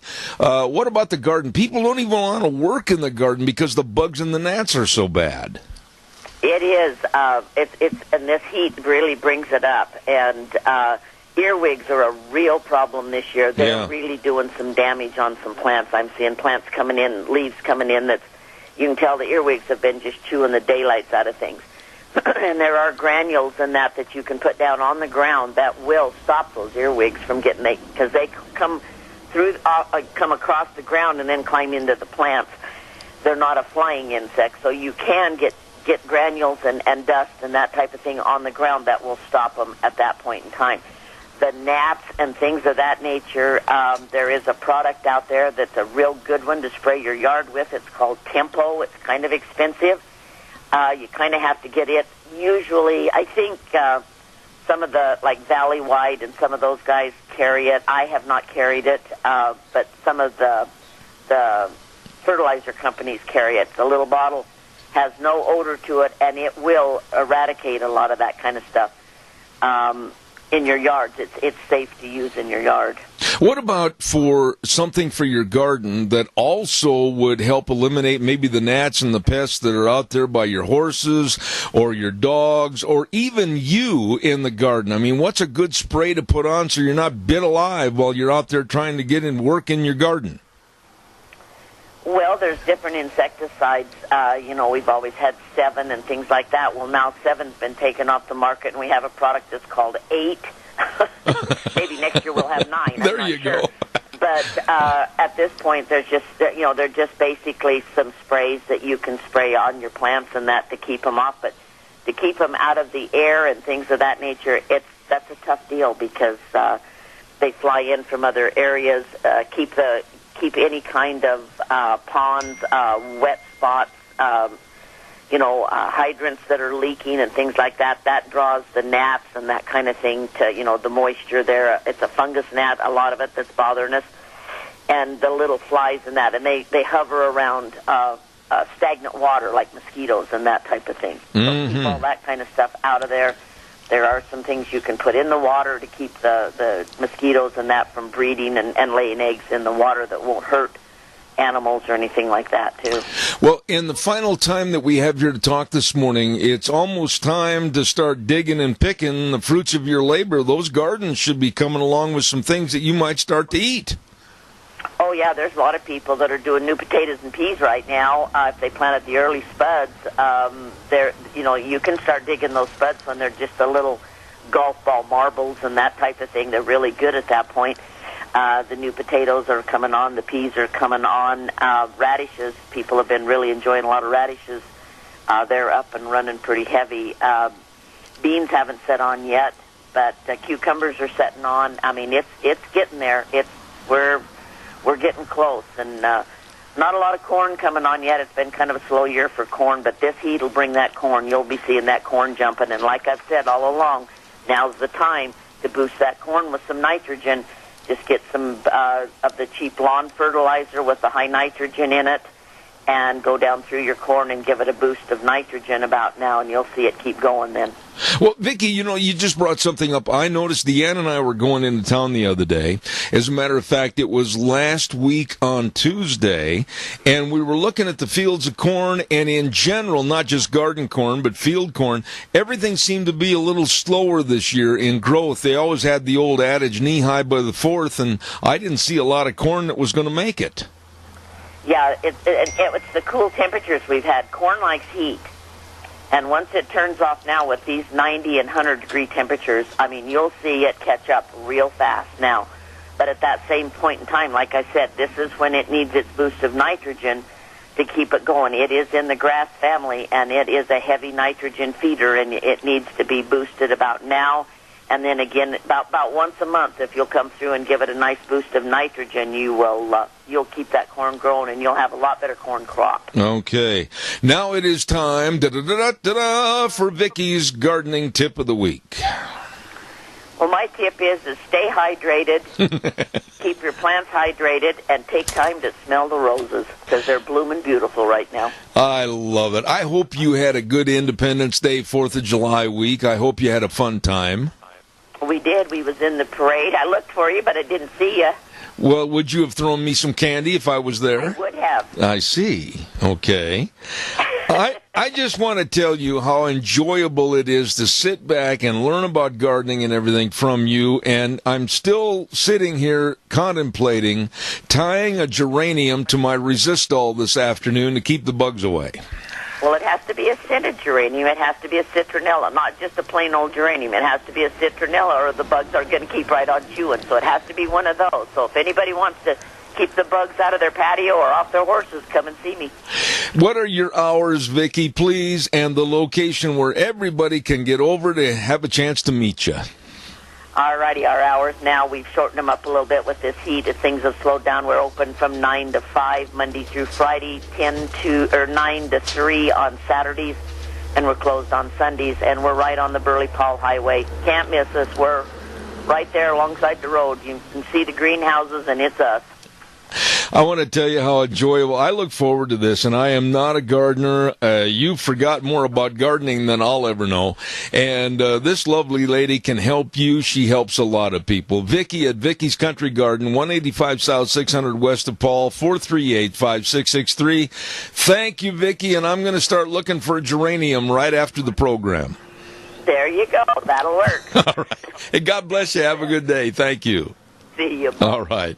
She is something else. I really enjoy having her on the program.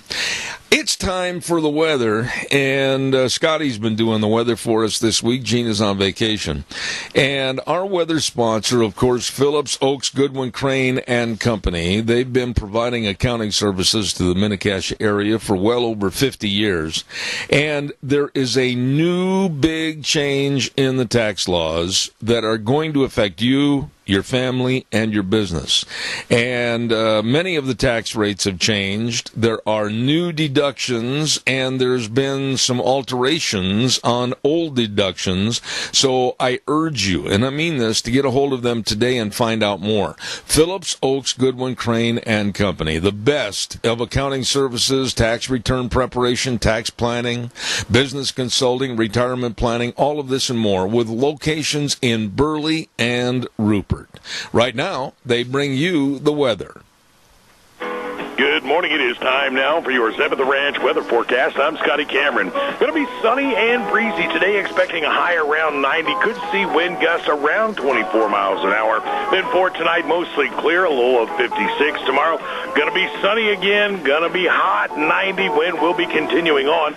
Clear for Wednesday night, a low of 55. Then for Thursday, sunny, a high of 92, and the winds will be closing down a little bit. Going to be hot on Friday, a high of 95. Saturday, looks like a high of 93.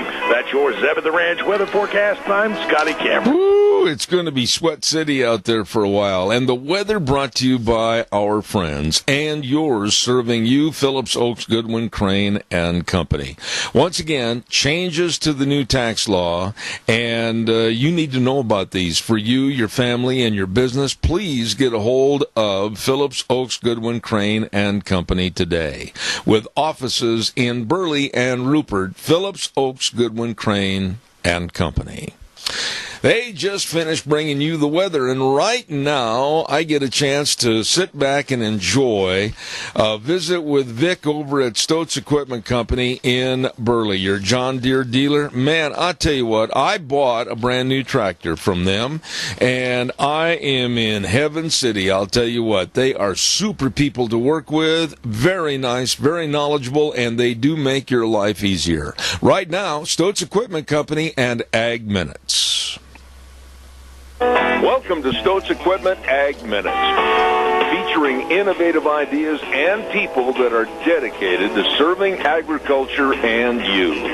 Stoats Equipment, your John Deere authorized dealer, 119 Overland Avenue in Burley. They make your life easier. 5 words sum up Stoats Equipment's dedication to serving you. Quality, integrity, loyalty, caring, and community. Stoats Equipment is your John Deere equipment dealer, providing everything from tractors to combines, swathers to lawnmowers. At Stoats Equipment, they care about their customers, and like their slogan says, we make your life easier. From large ag farm equipment to small compact utility tractors, Stoats Equipment works diligently for local customers to get the best deals. Stoats Equipment, 119 Overland in Burley. Stop in and see them today. A good morning to Vic Carataccia, the store manager of Stoats Equipment Company. And Vic, agriculture is going to survive and thrive only if we keep young, qualified people interested in the world of agriculture. What does Stoats do to help the young people? Well, we really do value the young people and our youth, and we think that we need to invest in them. basically, we like to invest in their education. We also like to invest in the FFA organization, which we think is just a great program. But it's more than that. It's deeper than that. It's finding people that don't want a job, just a job. They want a career. So we want to invest in them and bring them up because we plan on being here for years to come. And with 25 stores, we're always going to have turnover. We're going to have retiring, but we're looking for new people, young people that we can train, build our culture, great customer service, and just give them a great career that they can plan on for years to come.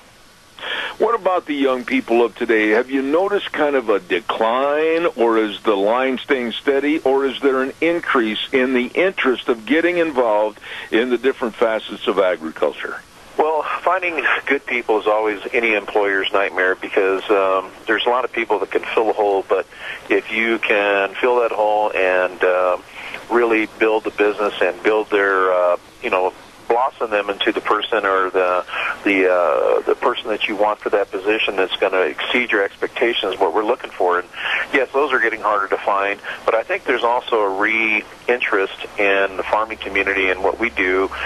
It's a lot more exciting, a lot more fun. It's we're talking AMS, GPS units for precision farming. We're talking customer service programs. There's so many different aspects that we didn't have, say, 10, 20 years ago. It's definitely become more of a precision career. And so we're starting with the high schools. We've joined up with Kaja and Minico, and we're working with Burley and Minico high schools, and we're trying to develop, we're going to grow our own. So we're actually an apprenticeship program, preferred dealer, and so we have 2 young people working here now, and we're looking for more because, like I said, turnover and change is always going to happen, and we want our youth and we want to grow our own right here, then be self-sustainable right here in Minnecaja. Let me ask you this. I would imagine that for many that are not used to the new modern ways of farming, the new equipment and everything, when they're introduced to the new ag equipment, I'll bet you they just sit back and go, holy cow, this is a lot different than my grandpa's tractor. Amen to that. It was a little bit more simplistic. I think that, with technology comes a challenge, and the challenge is you're only efficient when you utilize it in the correct manner. So we're keying on the utilization and application of technology. So the farmers are definitely more educated than they've ever been. They have to be in order to survive in this market. Dairy prices with farm prices and all the expenses that go along with it, we have to find ways constantly pushing that envelope to find better ways to improve their efficiencies, not to make them better farmers or better dairymen, but we're giving them the tools to make them more efficient, and they look for us for that guidance. Let me ask you this question about John Deere and the company itself. I mean, I would imagine that they're probably, the John Deere Corporation, looking for bright, fresh, young minds to get involved and lead the charge on new technology and technocracy. Absolutely. Well, and we have the generation now. They're so tech savvy that they're way ahead of what we were 10, 20 years ago.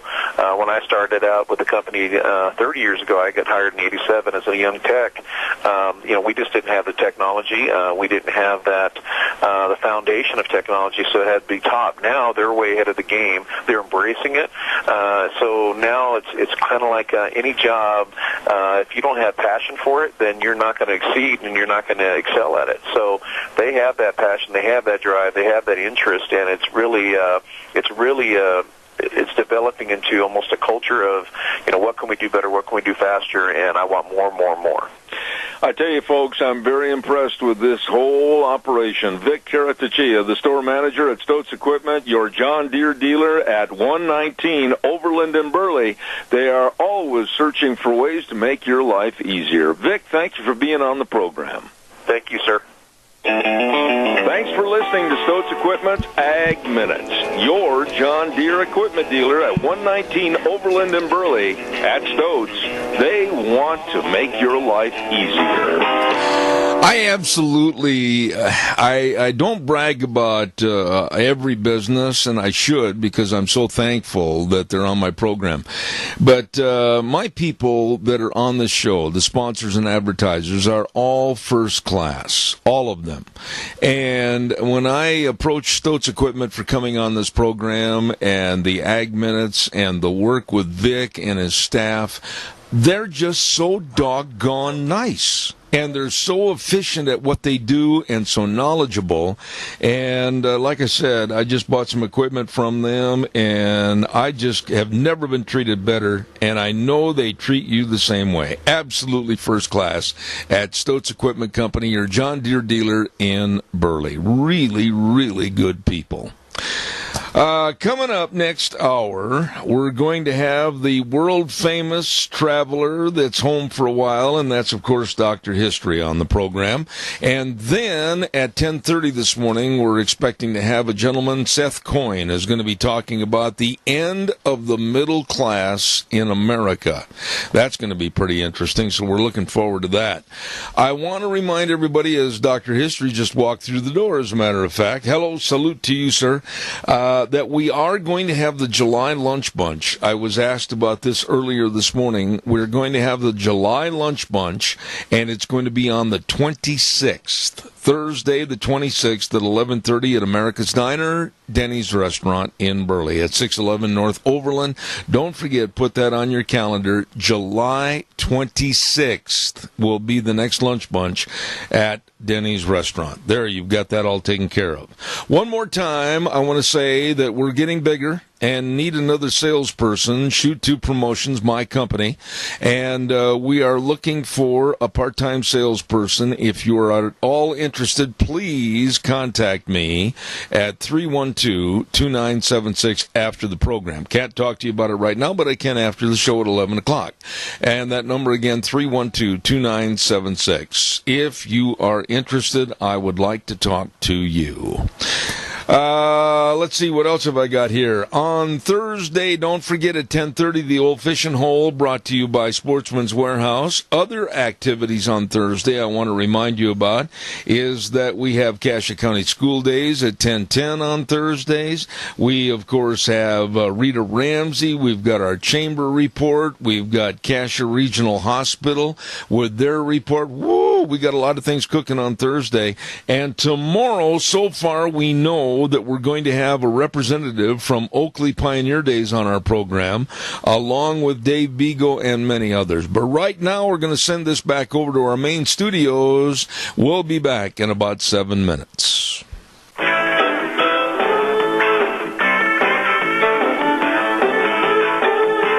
Oh my, here we go into hour number 3 on a Tuesday. Zeb at the Ranch, and of course with our major sponsor, your Magic Valley Les Schwab Tire Centers, all 7 locations serving you. If you're getting ready for a road trip, you better stop in and see them today. Along with some of our great advertisers like Burley Physical Therapy and Rehabilitation at 1263 Bennett Avenue, Suite 2 in Burley, they are helping you get back to being you.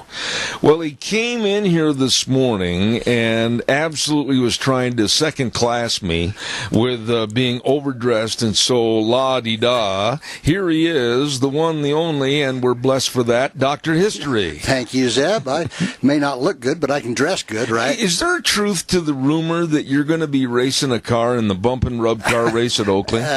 You might look at my vehicle and wonder, but no. No, not going to do it. Okay.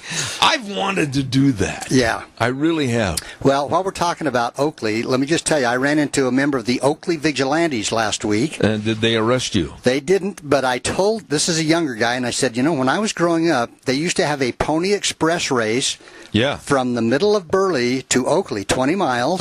And I think they used a horse for, 4 miles each. And then they would do just like the Pony Express. They'd take the Mohica and throw it on the next horse and on. And then they got to where they just did it up to Oakley around that big mile. Anyway, I says, you know, you need to get that going again. That was a fun deal, that Pony Express race. Yeah, and when I started in the rodeo business back in 1970, that was a big deal up at Oakley. Yeah. I'd love to see him get that going again. But would anyway, you enter it? There was a pause there. If I had the horses, I would love to do it. Would you really? I really would, yeah. Oh, man. Yep, I would. So they'd probably leave me right in the middle of Main Street, though. Well, the horse would make it, but I wouldn't. I'm not going to say too much. It's grueling. Oh, yeah, sure. It's grueling, absolutely grueling. Yeah. What are we going to talk about today? Well, a while back I talked about steamboats, and we're going to talk about this time, the title of it is Steamers on the Big Muddy. Mississippi. Yep, and Missouri. You've been there, haven't you? I have, yeah. That's kind of an awesome river to see. When I was a senior in high school, my two best buddies and I were going to take, during Easter break, a canoe from the Portage area right there in Wisconsin all the way down to the Mississippi. Oh, wow. And we were going to go to Mardi Gras in New Orleans. Our parents had a better idea. And that's why you're here today, Zeb. Yes. All right, so here we go. April 1877, there's a guy by the name of Reverend James F. Walker, and he, at that time, was just about 9 years old, just a young boy. He boarded the steamboat called the Penina at the thriving Missouri river port of Bismarck, of course, North Dakota, and his destination was Fort Berthold, where his father was to be employed by the government. Now, Fort Berthold is farther west. That's in Colorado, isn't it? No, it's still in North Dakota. Oh, I see. Yeah, but it's just farther up the river, basically. I see. But the river, said Walker, was a boiling, swirling, eddying current of animated mud. Can you say that fast 5 times? I cannot. And still stay on the radio? I cannot. Okay. It was muddy. Okay. So, anyway, shortly after leaving Bismarck, the paddle wheeler became stuck on a sandbar and had to be what they call grasshoppered off with 2 huge spars, which were as much a part of the equipment of a steamboat on the upper Missouri as boilers.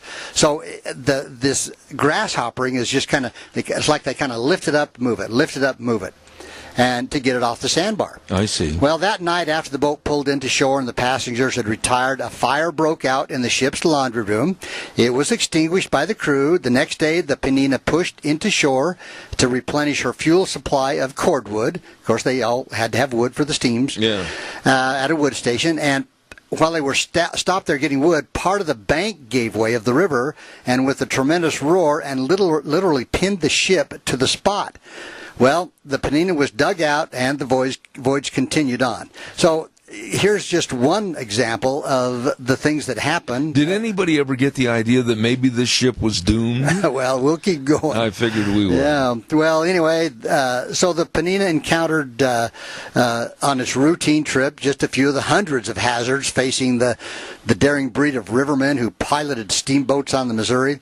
And what is now North Dakota actually plays a pretty important vital role in the story of steamboating on the river. Really? There was a guy by the name of Pierre Verandier, and he became one of the first white men to record a visit to the Missouri's banks when he visited a Mandan village in 1738. So we're talking way back. Yeah. Okay? Well, you were there in 39? 39, yeah, right after. So he found the Indians using dugout canoes and bull boats. And for those who don't know, a bull boat is basically like a bowl covered with hide to keep the water out. It's just like a big round bowl. Really? A bull boat, yeah. So that was their river transportation. So they didn't know if they were sitting fore or aft? No, they were sitting in the middle. But that was their river transportation, but it was not until after Lewis and Clark's expedition in 1804, 1805, that the white man began any extensive river traffic. So it was the need for faster transportation, which could haul more goods at less cost, that brought the Missouri paddle wheeler. So as the fur trade grew, troops were established along the river, and these troops had to be supplied. Well, there weren't any railroads in that area of Missouri, so the steamer had the job. It was its job. I didn't know the river was that deep. Well, let me tell you how these steamers, how they worked, and this may help you understand that. But in 1832, the first steamer reached Fort Union, which is 3 miles above the mouth of the Yellowstone River, and it was the American Fur Company's steamer called the Yellowstone. And in 1833, 2 steamers made the upper Missouri voyage, and basically this kicked off the Missouri River traffic for lots and lots of boats. So July 17th, 1859, the first steamer arrived at Fort Benton, as close as most steamers could get to Missouri's headwaters. That's as far as they could go. Where were the headwaters? Right up, really on the western end of North Dakota, over into where the Yellowstone River comes in, over towards Montana and into Montana in that direction. Right. But anyway, in relatively few years, there would be as many as 50 steamers docking at Fort Benton, just as in a few more years, the upper river traffic would be, for all practical purposes, a thing of the past. I mean, it was one of those things that was big, and then it kind of faded out. Really? But, for example, docking at Fort Benton in 1867 were 10,000 passengers and 8,000 tons of freight. And this at a remote spot in Montana. So, it went into Montana. And at that point in Montana, they were 3,560 miles from the Gulf of Mexico. They were 2,200 miles from the mouth of the Missouri.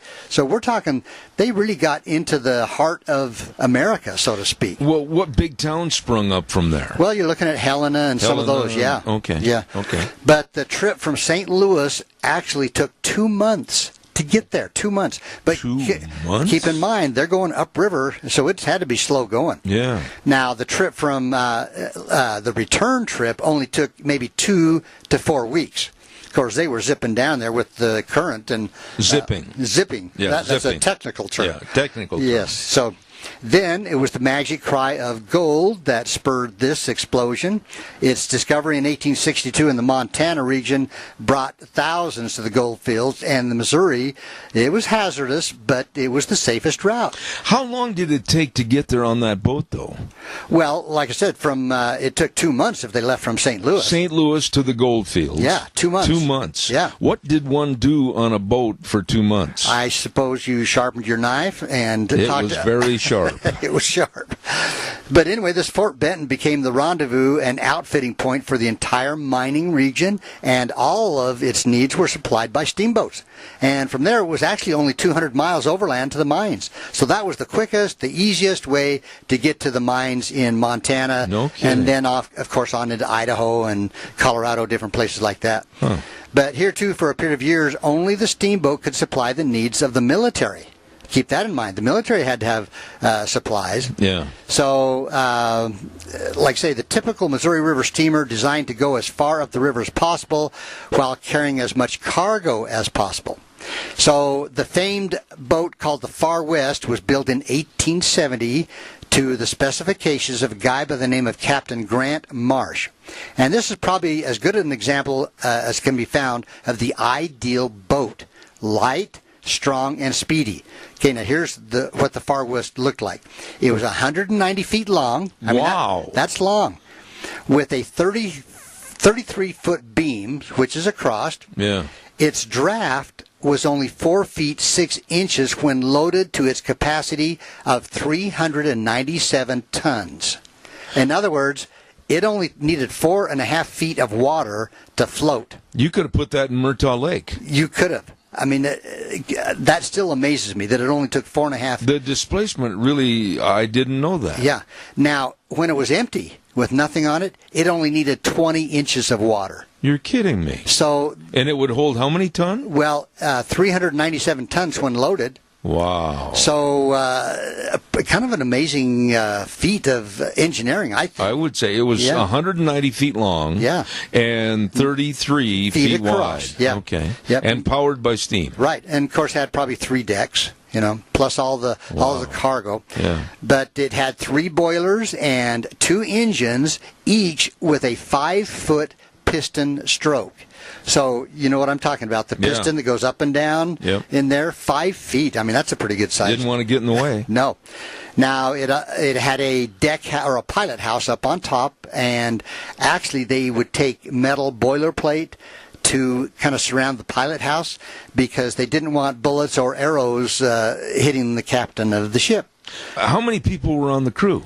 I'm not exactly sure. Really not sure. I think it depended on how much cargo they took as to how you many had people to they stoke could take. the fires all the time. Right. So they had to have a crew of, I don't know for sure how many. But the steamers would leave their home ports of St. Louis or Sioux City or Bismarck, and depending on the progress of the railroads, because as soon as the ice was out in the spring and barring either unusual floods or periods of low water, they could make it up there until the river froze again. Okay, now what did they do for supplies when the river traffic was not available? It had to go overland. And that took a long time. That took a lot longer than the 2 months. Yeah. So in the short navigation period, the profits were very, very good. They made a lot of money, and so many were attracted to river traffic, despite the dangers, that there were about 450 steamboats that were wrecked on the Missouri. You're kidding me. 450 that were wrecked. So we don't know how many really there was total going up and down. What was the biggest problem with the steamboats? Well, was it blowing up? That and snags and all kinds of things that could stop a steamboat. Oh. But in 1876, during the Custer campaign, the Army chartered the ship the Far West for $350 a day, and it was during this campaign that this Captain Marsh made the historic rush with the survivors of the Custer battle, full speed from where he took them on, 15 miles from the battle scene. He was only 15 miles away, to Fort Abraham Lincoln, south of Bismarck. So the guys that were left over from the Custer battlefield, and the ones that didn't engage the Indians, exactly, and they were taken, by this steamer. Did the Indians and or other bad people with bad intentions really bother the river traffic quite a bit? I don't think they would that much, because you've got a boat out in the middle of the river, and how much really can you do? But they had to stop at various locations and get more wood, didn't they? Exactly. Yeah. And I don't know that they didn't stop at night even. Because during the night you can't see where you're going.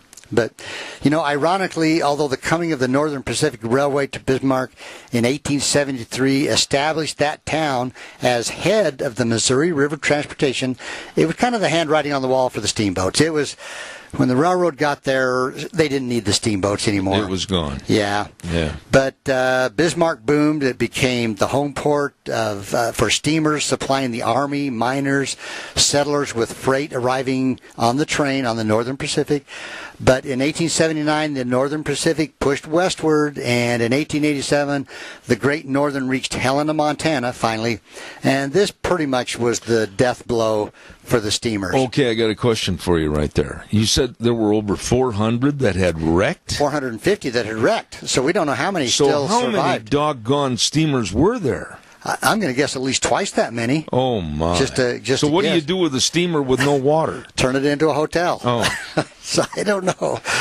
But, an era was ending, but it did not die overnight. Steamers still served a purpose along the river from Bismarck to a place called Williston until the railroads could extend a network of branch lines. So the railroad really was the death of the steamer for the most part. But by 1904, the gasoline engine in general had replaced the steam engines. They didn't need the steam anymore and there were still a few boats, but they went to gasoline powered instead of steam. And the government pulled its snag boats off the river, and I'm going to talk about that in a minute, about what they call a snag boat. Yeah. But the government pulled these snag boats off the river, and it wasn't until 1936 that the Benton Packing Company gave up. The last of the river steamboat was gone on the upper Missouri. What did they do with those old steamboats? I think for the most part they just salvaged them. Took what they could, the wood, But, the age of the steamboat introduced kind of an era of speed into the American consciousness. Suddenly, travel time was not dependent on river current or straining horses. Instead, it all rested on the power of the boiling steam engine. Mm-hmm. And those who would stoke it higher and higher and then close the safety valves to ensure the fastest travel time Not surprisingly, steamboat captains became known as terrible daredevils, and they raced each other for the titles. Who would own the route from New Orleans to St. Louis or from Natchez to Louisville? Well, in a time before government inspections and regulations, the public excitement at steamboat races was full of danger. How fast could they go? I have no idea, because obviously if they're going racing upstream, not very fast. Downstream, yeah, they could move along pretty good. So might even be able to pull a water skier. I don't know. That fast? No, I'm just kidding. I don't know. I don't think they had water skiers back then, did they? I don't know. Well, like I say, it was full of danger for the captains, the crews, the passengers, and still that danger did not keep people from laying bets on the winner, and nor from turning out in droves to watch these races begin and end. But now there are parts of the Mississippi and parts of the Missouri that are not wide enough for two boats at the same time. That's exactly right. Oh, you're coming to that. Yeah. Oh. In fact, a passenger aboard the racing steamboats, the Robert E. Lee and the Natchez, described a treacherous passage in the race. Now, here's what he said. He was a passenger, and they were racing. The Robert E. Lee and the Natchez, okay? Here's what he said. Finally, the channel apparently narrowed, and the interval was closed rapidly up until, with a bump, the two boats collided heavily, almost throwing me from my feet. The guards seemed to groan and tremble, but neither boat gave, and so the two rushed along with rubbing sides. I suddenly found myself standing face to face with a passenger on the other boat. No kidding. And somewhat apparently to his surprise, extended my hand and wished him good morning. You shook hands? He shook my hand, remarking that he proposed to leave us, and so on the boats went. I'll be done. He continues, he says, I think we must have rushed along in this way for several minutes, but finally they shouldered us out of the channel and, giving a triumphant whistle, shot ahead and down the river, leaving us to follow.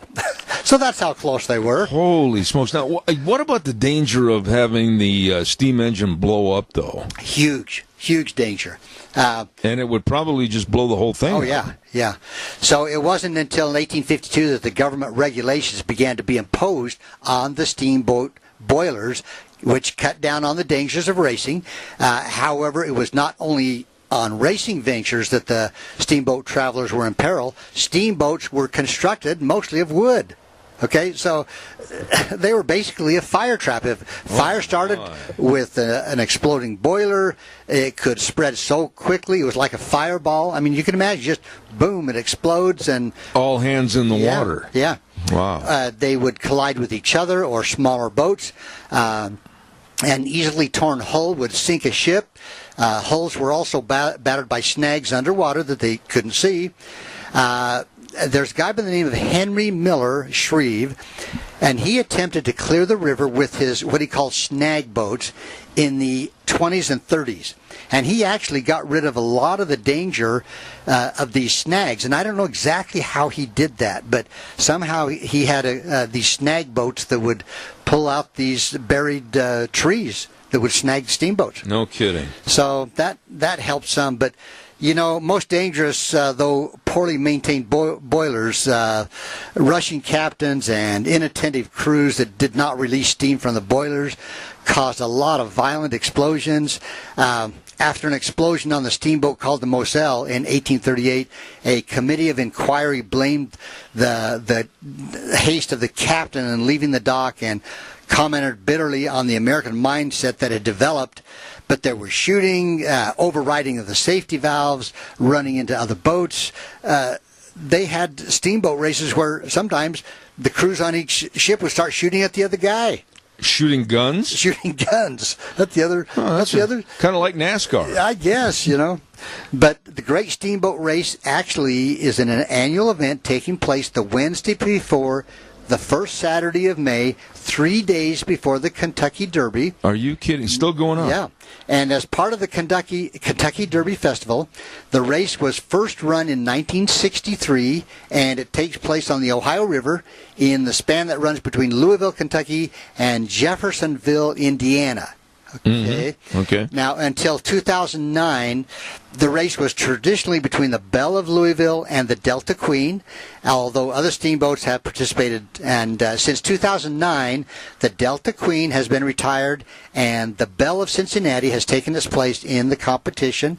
In 2012, the Belle of Louisville and Belle of Cincinnati were joined in the race by one called the American Queen. So these steamboat races, I'm out of time, but I got to ask you this quickly. Have you ever been on a steamboat? I have not been on one. Would you want to after knowing all this? Well, I would now. Ooh, I don't know.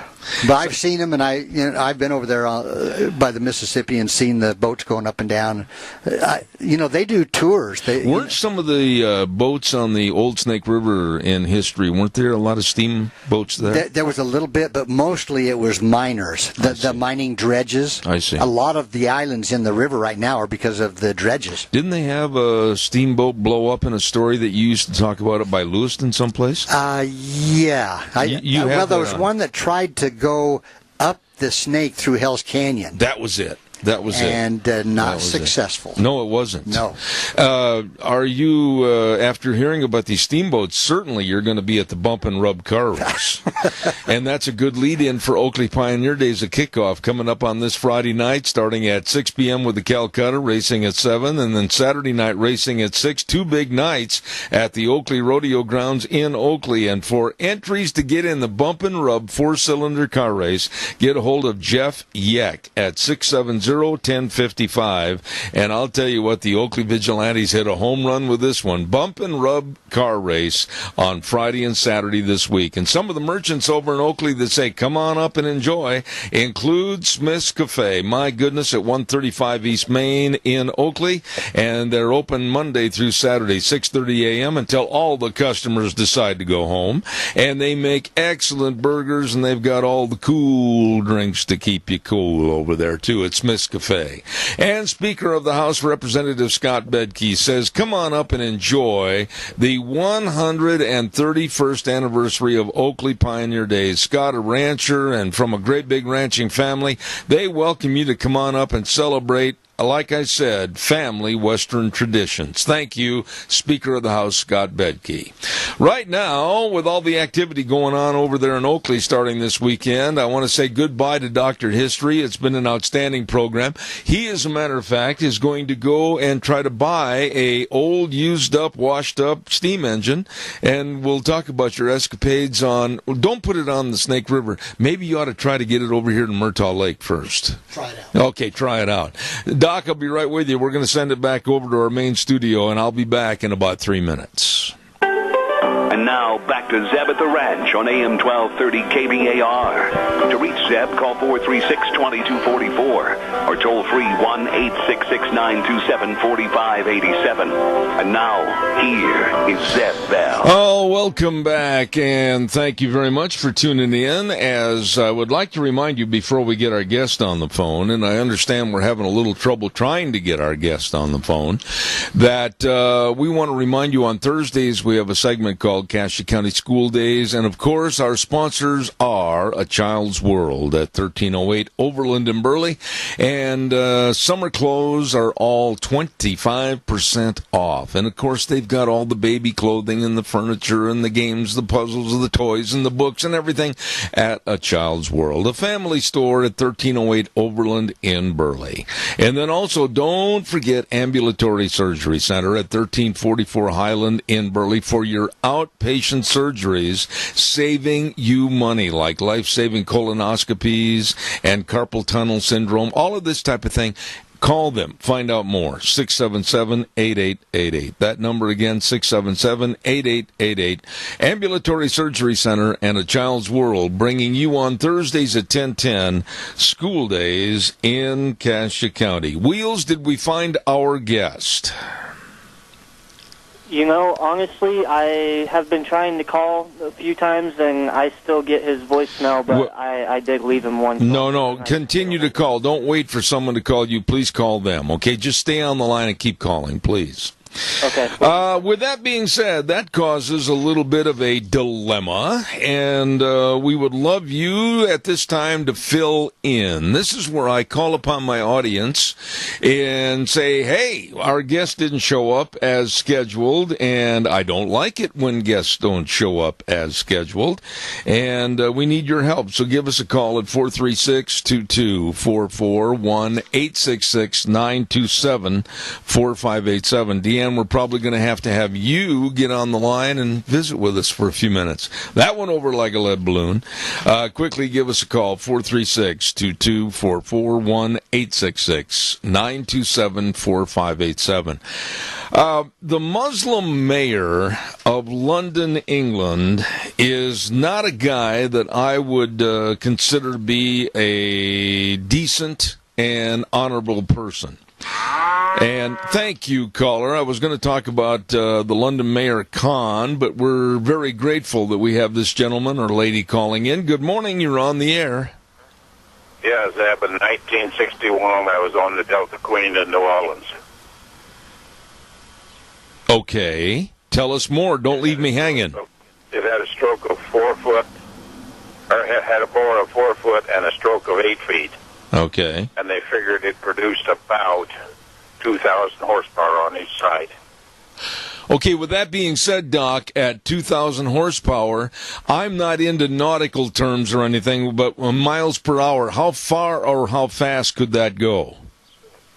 The wheel turned at a revolution, I think, of about 400 per minute, and I think they were traveling at about 5 to 7 miles an hour. Really? And what was it like on that Delta Queen? I mean, what were some of the amenities that they had on the boat?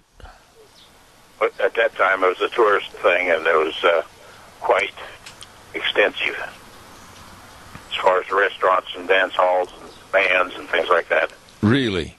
And how long, or how big, I should say, was the entirety of the riverboat? Was it like the one that Dr. History was talking about, 190 feet long and about 30 feet wide? What was it? It could have been that long, but usually it was a ratio of about 6 to 1 all the time, regardless of what size it was. But I say it was probably close to what Dr. History was talking about.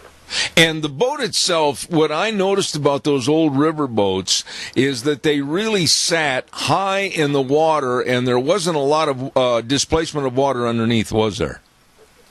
Most cases, no. But they had enough surface area that they could carry, like you said, almost 400 tons of cargo. Well, that's probably about equivalent to what the boat weighed. Wow. So that must have been quite an experience. I've always wanted to go on a riverboat tour. I know they have one up there by the Dalles, Oregon, that takes you all the way to Portland, but I've never been on one. I love steam, though. Steam is really something, if you look at it, and with all of our human knowledge that we have, our nuclear engineering, our nuclear generators still run on steam. Yeah. Are those tours on the Mississippi, are they well worth the money? I mean, as far as once you're on the riverboat, do they dock quite frequently at some of the old cities along the way? What was it, kind of a tourist trip? Yeah, it was a tourist trip. It was an evening trip. And back in 61, it didn't cost that much because they were just starting to get it going, so yeah, it was quite extensive. Well, thank you, Doc. I appreciate that. I remember from the old television show Maverick, there was a lot of those gambling on the old riverboats, so it looks like it would have been kind of a fun atmosphere to some extent. Well, I'm sure if you knew the right area to be on, there was probably still some of that, too. Okay, well, Doc, God bless you. It's good to hear from you, my friend. Okay, bye. Thank you. That's one of the things that Deanna and I had talked about, and we got a brochure in the mail, didn't we, about 2-3 months ago about a riverboat tour all the way from, I think it was Wisconsin or Iowa, all the way down through the New Orleans area. Caller, good morning. You're on the air. Go ahead, please. Hi, this is Seth Korn. I guess my caller to go. Ah, the lost is found. Seth, good to hear from you. How are you? Thank you for calling us. We tried to reach you. Yeah. Listen, Sorry about about that. I don't know why I didn't get your call. Well, I tell you what, our engineer said he was trying to call you and he couldn't get through. Seth, tell us a little bit about yourself. I know that you're a digital marketing expert and a business coach, and you've got a book called How to Make More Money by Giving It Away. I want to hear about that. Give us a little thumbnail sketch about Seth Coyne and what you do and who you are. Thanks. Well, I'm, like you said, I'm a digital marketing specialist. I work as a business coach as well.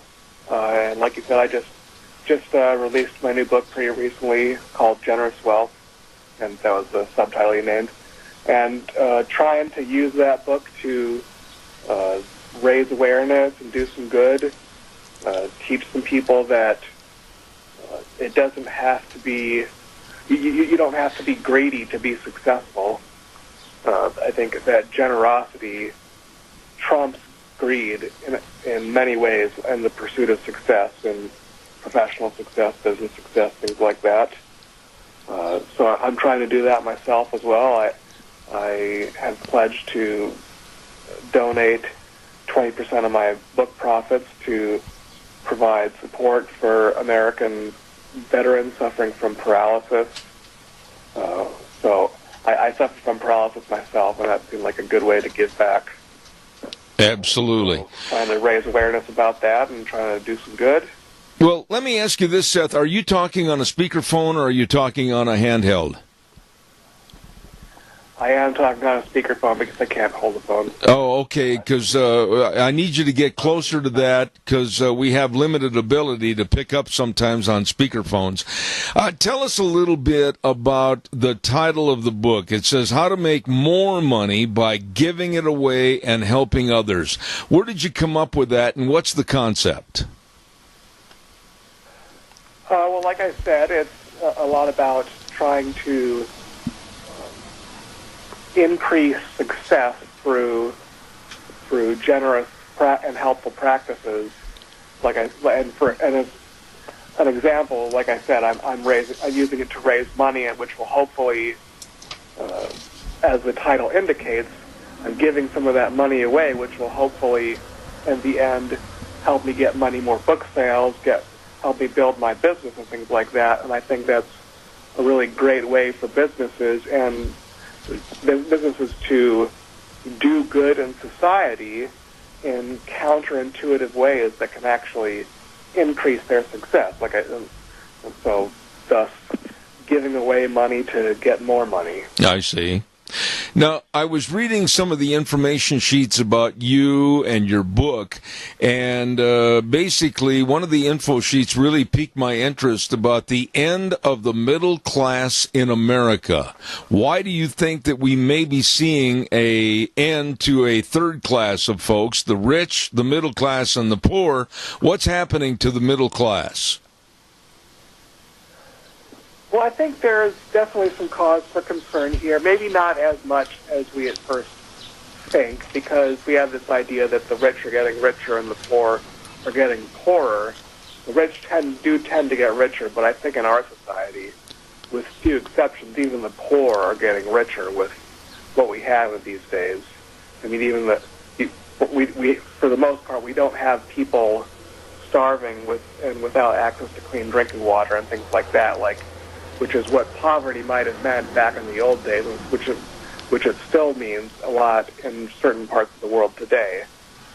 So we do have a certain level of standard of living even among the poor, but with rent costs in certain metropolitan areas just getting out of control and cost of living skyrocketing, there is definitely some cause for concern among those who are just trying to make a living, aren't necessarily the upper class, and are trying to provide for their families. There's definitely a lot of cause for concern for those people, just because it's hard to keep up, I imagine.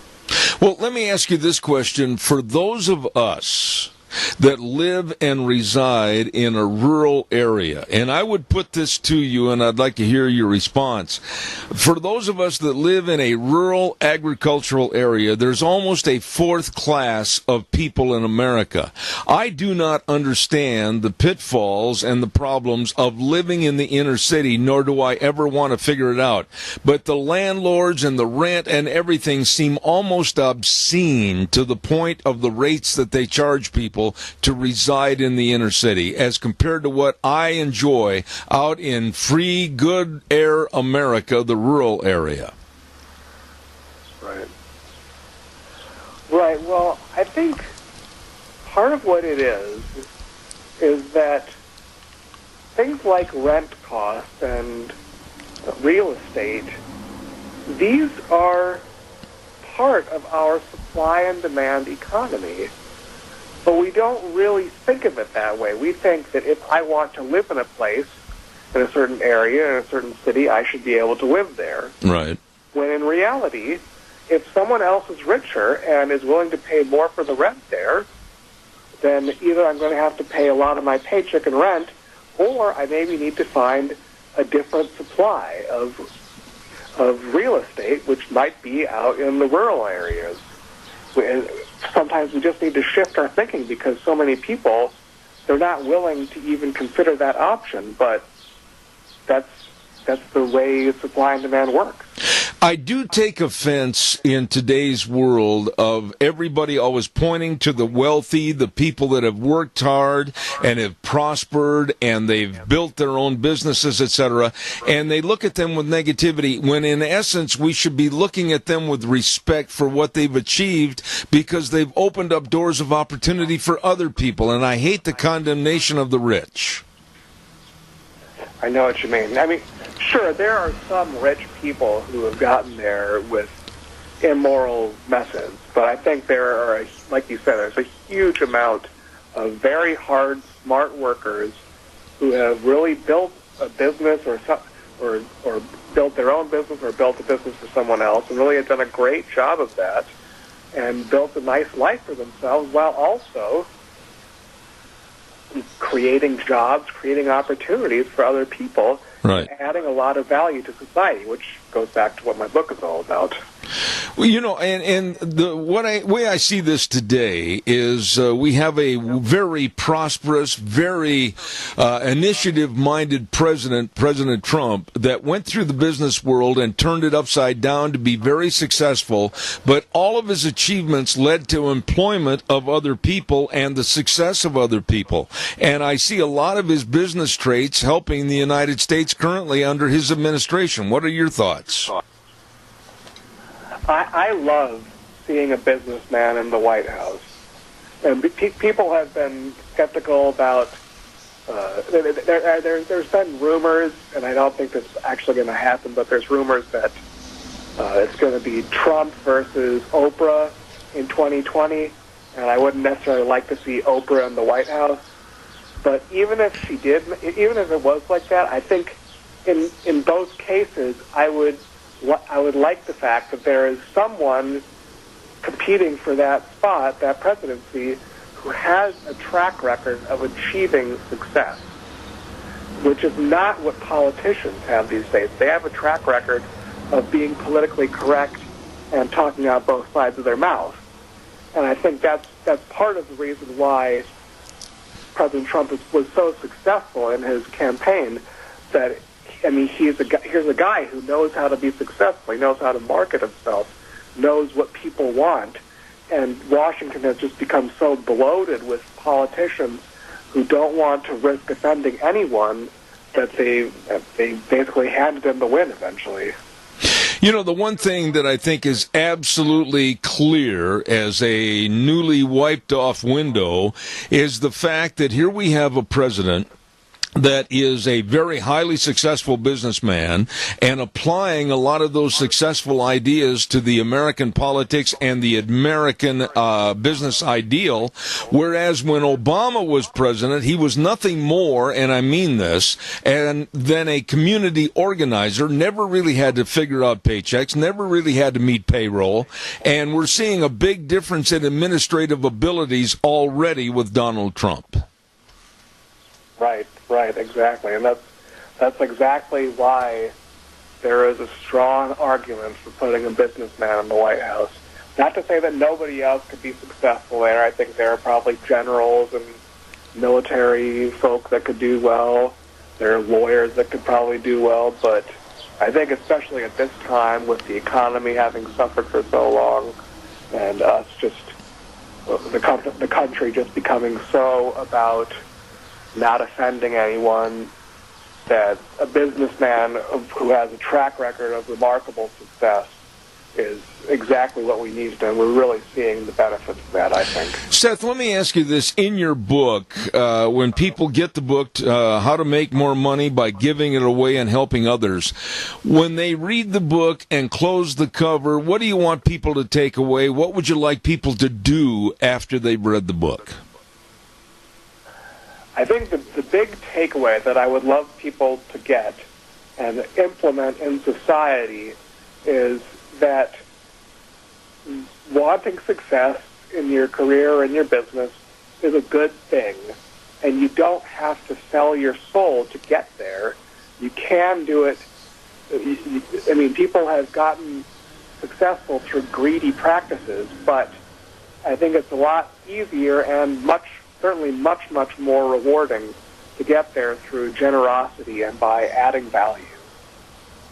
I like that idea, and I like the way you phrase that, but I think also, if you don't mind my addition, that your book and your concepts and your feelings absolutely are patting the back, if you will, of capitalism, and we need a resurgence of that in this country. Great. What about the book? Where can I find it? Where do I go to buy it? It's on Amazon and other websites like that. It's the title you're saying, that's one of the subtitles. The full title is Generous Wealth, and then the subtitle, How to Make More Money by Giving It Away and by Helping Others. Now, if you just search Generous Wealth on Amazon, that's an easy way to get it. Is this the first writing adventure that you've taken on, or have you had other books previously? This is the first book I've written. I've written articles for my own website and for other websites before, but this is the first book I wrote. Which, I mean, I realized for this type of nonfiction genre, writing a book was just writing a lot of articles that we call chapters. So I figured I can do that, and here I am. Well, I wish you a lot of success with this book, Generous Wealth, How to Make More Money by Giving It Away and Helping Others. I love the concept, and I enjoyed visiting with you. I'm glad we finally got together. Seth Coyne, thank you so much for being on the program. Thank you, Zeb. You have a great day. You too, sir. Thank you. Nice man right there with a great book and a great concept. Generous Wealth, How to Make More Money by Giving It Away and Helping Others. There you go. Time for the weather, and the weather is brought to you, by one of my very, very favorite sponsors, and that's, of course, Scarro's Meats.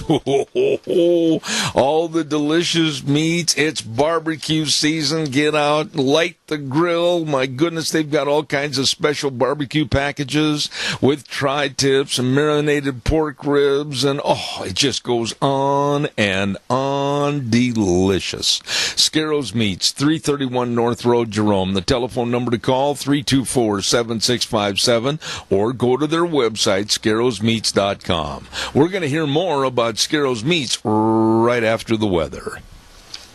Good morning. It is time now for your Zeb at the Ranch weather forecast. I'm Scotty Cameron. Going to be sunny and breezy today, expecting a high around 90. Could see wind gusts around 24 miles an hour. Then for tonight, mostly clear, a low of 56. Tomorrow, going to be sunny again, going to be hot, 90. Wind will be continuing on. Clear for Wednesday night, a low of 55. Then for Thursday, sunny, a high of 92, and the winds will be closing down a little bit.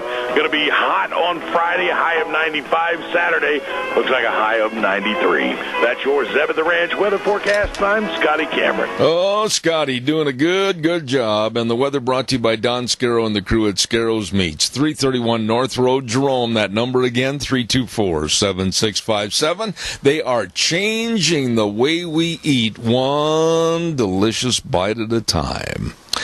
Holy cow, we're almost out of time for this morning. Zeb at the Ranch on a Tuesday. And tomorrow, like I said, we got a lot of great people coming on. Michael Bustler, we've got Oakley Pioneer Days, we've got Dave Bigo, and many, many more. Don't miss it. We'll start at 8:06 tomorrow morning. I want to remind you, too, if you're going on a road trip, you better make sure you've got the best of tires for your car, your pickup, your SUV, all your trailers. I mean, hey, they've got all the tires at your Magic Valley Les Schwab Tire Centers, all 7 locations. And along with that, they have a free pre-trip safety check. They'll check the air on your tires, they'll check the brake components, they'll check the wheel alignment for tire wear, they'll check the front end components, shocks and struts, and battery, including a load test. They want you to leave here, go to your point of interest, and then turn around and come back home safely. Absolutely. All 7 locations of your Magic Valley Les Schwab Tire Centers with Lane and Rupert, Dave on Blue Lakes and Twin, Mike and Buell, Mike and Jerome, the Twist family in Paul, Daniel on Poline in Twin Falls, and, of course, Randy on Overland in Burley. The absolute best. Your Magic Valley Les Schwab Tire Centers. Thank you, all of you, for tuning in today. We've had a fun program, and I urge you to tune in tomorrow morning at 8:06, right here on 1230 a.m., K-Bar Radio, Zeb Bell, Zeb at the Ranch, and streaming live on my website, zebbell.com, every day on the internet, all over the world. So you be sure and tune in tomorrow morning at 8:06. We'll ride the horse for 3 hours, and we always wrap the show up by saying this: the way things were are the way things ought to be. God bless you and your family. See you tomorrow morning.